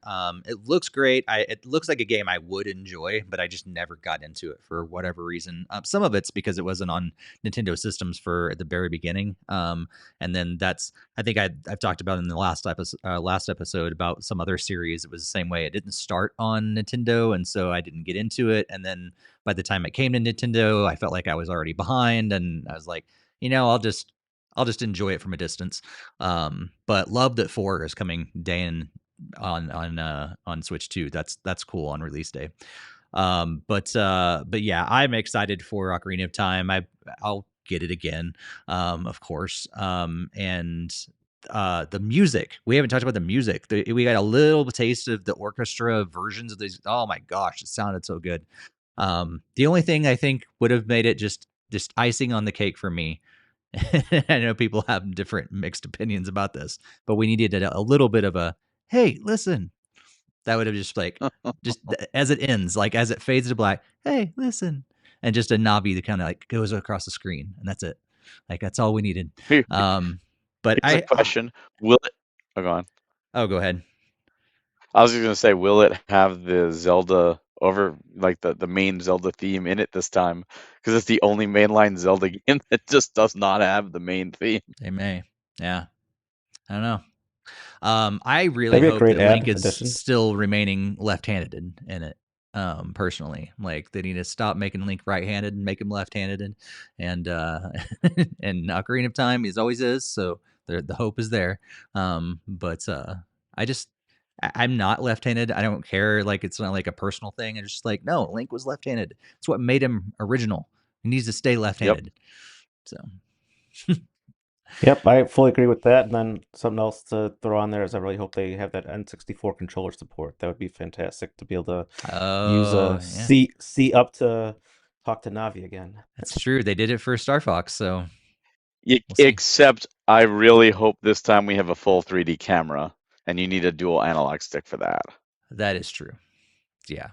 If there's no full 3D camera and it's the kind of thing again, like Yeah. I think that would be bad. Did Like they we need I the full forget. It's 3D. been a long time since I played it on 3DS. Did they fix the camera in the 3DS version?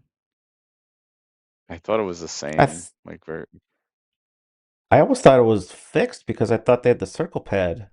I thought they did too, because it played If on you the had the new 3DS that it had the circle pad. So I think it was. So there's hope for you, Barry. There's hope. Uh, I think at this point it would be Yeah. silly not to, considering how yeah, how far along we've come with 3D totally. cameras. Well, again, the entire Switch or the Nintendo Direct from June 9th is the rundown is on NintendoFuse.com.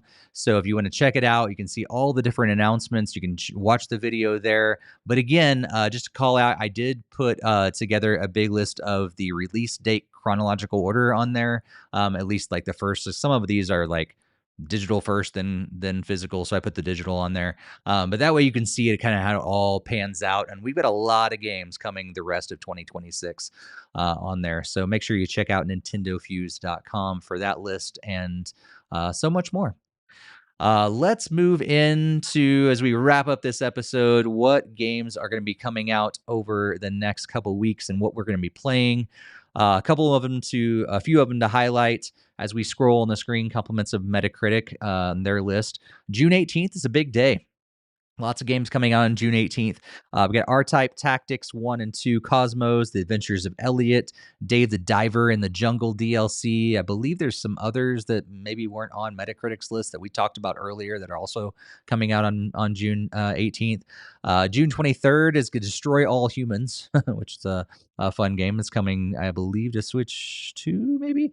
June 24th is Deltarune Chapter 5 that we talked about earlier. June 25th is the Kimco RPG Selection Volumes 5 and 6, and also Citizen Sleeper 1 and 2, and Star Fox coming to Switch 2. And then on June 30th, we're getting Monopoly Star Wars Heroes versus Villains, and also Formula Legends Legacy Edition. And our next episode is going to be on June 30th. So those games are going to be dropping the same day as our next episode. So those are the games that are coming out over the next couple weeks. There's more that I'm, of course, scrolling on the screen in the video version. But any of those stand out or any others that you're going to be playing over the next couple weeks, Barry? Main thing I'm going to be playing is Adventures of Elliot, and that's going to lead me into Star Fox. Those are the two main ones. If I have any time in between, depending on how long Adventures of Elliot takes me, I'll see. Obviously, we have the game chat coming in. I know, Steve, you got a code as well for Mori Carta. So we'll have a game chat here soon to play around with that. And we'll see what other game chats may come our way. But Adventures of Elliot is the main one. And that I'll be playing for entertainment, I should say. I'll be definitely playing something else for work, but I can't talk about that one. Yeah. I'm same with you, actually. Elliot is yeah, I want to spend more time with that game and You think you're gonna Star buy it? Fox, of course. I don't know. Like I really enjoyed it so far. So I may. But it's just gonna be one of those games that I'm like, I'm gonna be playing this for the next year, in order to maybe eventually beat it. It's 'Cause very user friendly with the teleports. Like you could just oh, it's teleport great. around, and Oh, the it's great. map It's shows you the just treasure chests I and just stuff. know it's gonna be so big, and it's gonna take forever to actually, because it's probably got 100 hours of story probably in it.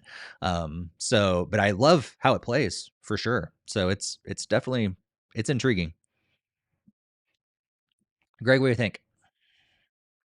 It's probably about the same as you guys. It'd probably be Adventures of Elliot, providing I like the demo that I just sent to my system during this podcast. But if some reason it doesn't seem to be my cup of tea, it'll probably just be more of Yoshi and Bonanza to do more challenges and wrap up and play out the Emerald Rush DLC that I had purchased. I'm hoping to try to find where those Mario and Luigi costumes are for Barry if he doesn't figure it out before then. But that'll be also like Star Fox most likely to get, because I was just saying how beautiful that game looks and kind of excited to see where replay Star Fox 64 with the best graphics known to mankind right now. Yeah. Yeah, it's going to be a good one. Let us know what you guys are going to be playing as well. Our next episode is going to be on June 30th, 8 p.m. Eastern Time, 5 p.m. Pacific Time. We'd love to see you in the chat. as well. Always streaming on YouTube, most of the time on Twitch as well. So make sure you check out our YouTube channel if you haven't done so yet. Subscribe, like the videos, and all that sort of thing. We've got more game chats and more gameplay videos and much more coming up over there really soon, as well as, follow us on social media, join our Discord. All those links are going to be in the show notes in the YouTube description as well. And join us back over on Facebook now that they're back there again. Barry, any final thoughts on this gigantic summer showcase episode? It just shows how many games are out there and how many games are to play. And again, if you're disappointed, there are other games for you to play. And maybe if you feel there is none, maybe try another genre. If you say you don't like RPGs, there is a lot of different types of RPGs. So try different kinds. If and just take a look, because I don't understand how anyone could say there's nothing for me to play, because there's just too many things to play. And I'll say this, talk about great games. The rest of 2026 is, I saw the schedule from PM just alone, and it's stacked. I mean, even though we just did Table Flip Simulator, we just did Bluey. We've got two big announcements, which we didn't talk about from Summer Game Fest. Wolf Among Us Remastered and Wolf Among Us 2 were shown off on stage. Avatar Legends, the new fighting game for the Avatar series we're doing. Like, it's just just stay tuned. There's just so many good games. Drive Rally is coming out very shortly. There's a lot of games coming, and I think you'll be happy. It's going to be exciting 2026 still. Nice. Greg, any closing thoughts before we wrap up? Just a lot of echo of what Barry said. Like, there's games for everybody, plenty of games to play. You can't say there's nothing for you unless there's like one singular series of games that you like, and it's whatever, like straight up just standard Mario platformers. And no, we didn't get a new Mario game, but that's literally impossible because there's even awesome other platforming games out there. It doesn't have to just be even Mario, for example. So just broaden your horizons. If other games look as incredible as they do, they should play as pretty well too, as long as it fits the types of games that you enjoy. But yeah, there's lots of stuff out there, and play some good games this year. Go play Yooka-Ree-Playley if you like Mario and want another game. There you go. And let us know what you guys play, because like we said, there's so many games coming out, and already so many games that have already released, and we want to be one of those things, like all of a sudden we do a game chat, or we talk about it on our podcast to hopefully shed some light on different games that maybe you've never heard of. But also you can do that for us as well, and other people in our Discord. So if you played a game, you're like, hey, this is great, other people need to know about it, get the word out there, throw it in the comments, let us know on social media, let us know in our Discord. We want to know those things as well. Like even Oki Reps talking about Under the Island. Now Greg and I are going to look into it, because we didn't know about it before. So yeah, this is gonna be it's a whole community that we're trying to really grow here, and we want you to be a full part of it, and which includes our Patreon, which you'll find out more very, very soon. If you want to play a part in making that happen, podcast at NintendoFuse.com. We'd love to have your feedback. But until next time, happy gaming, everybody. Have a good one. See you next time.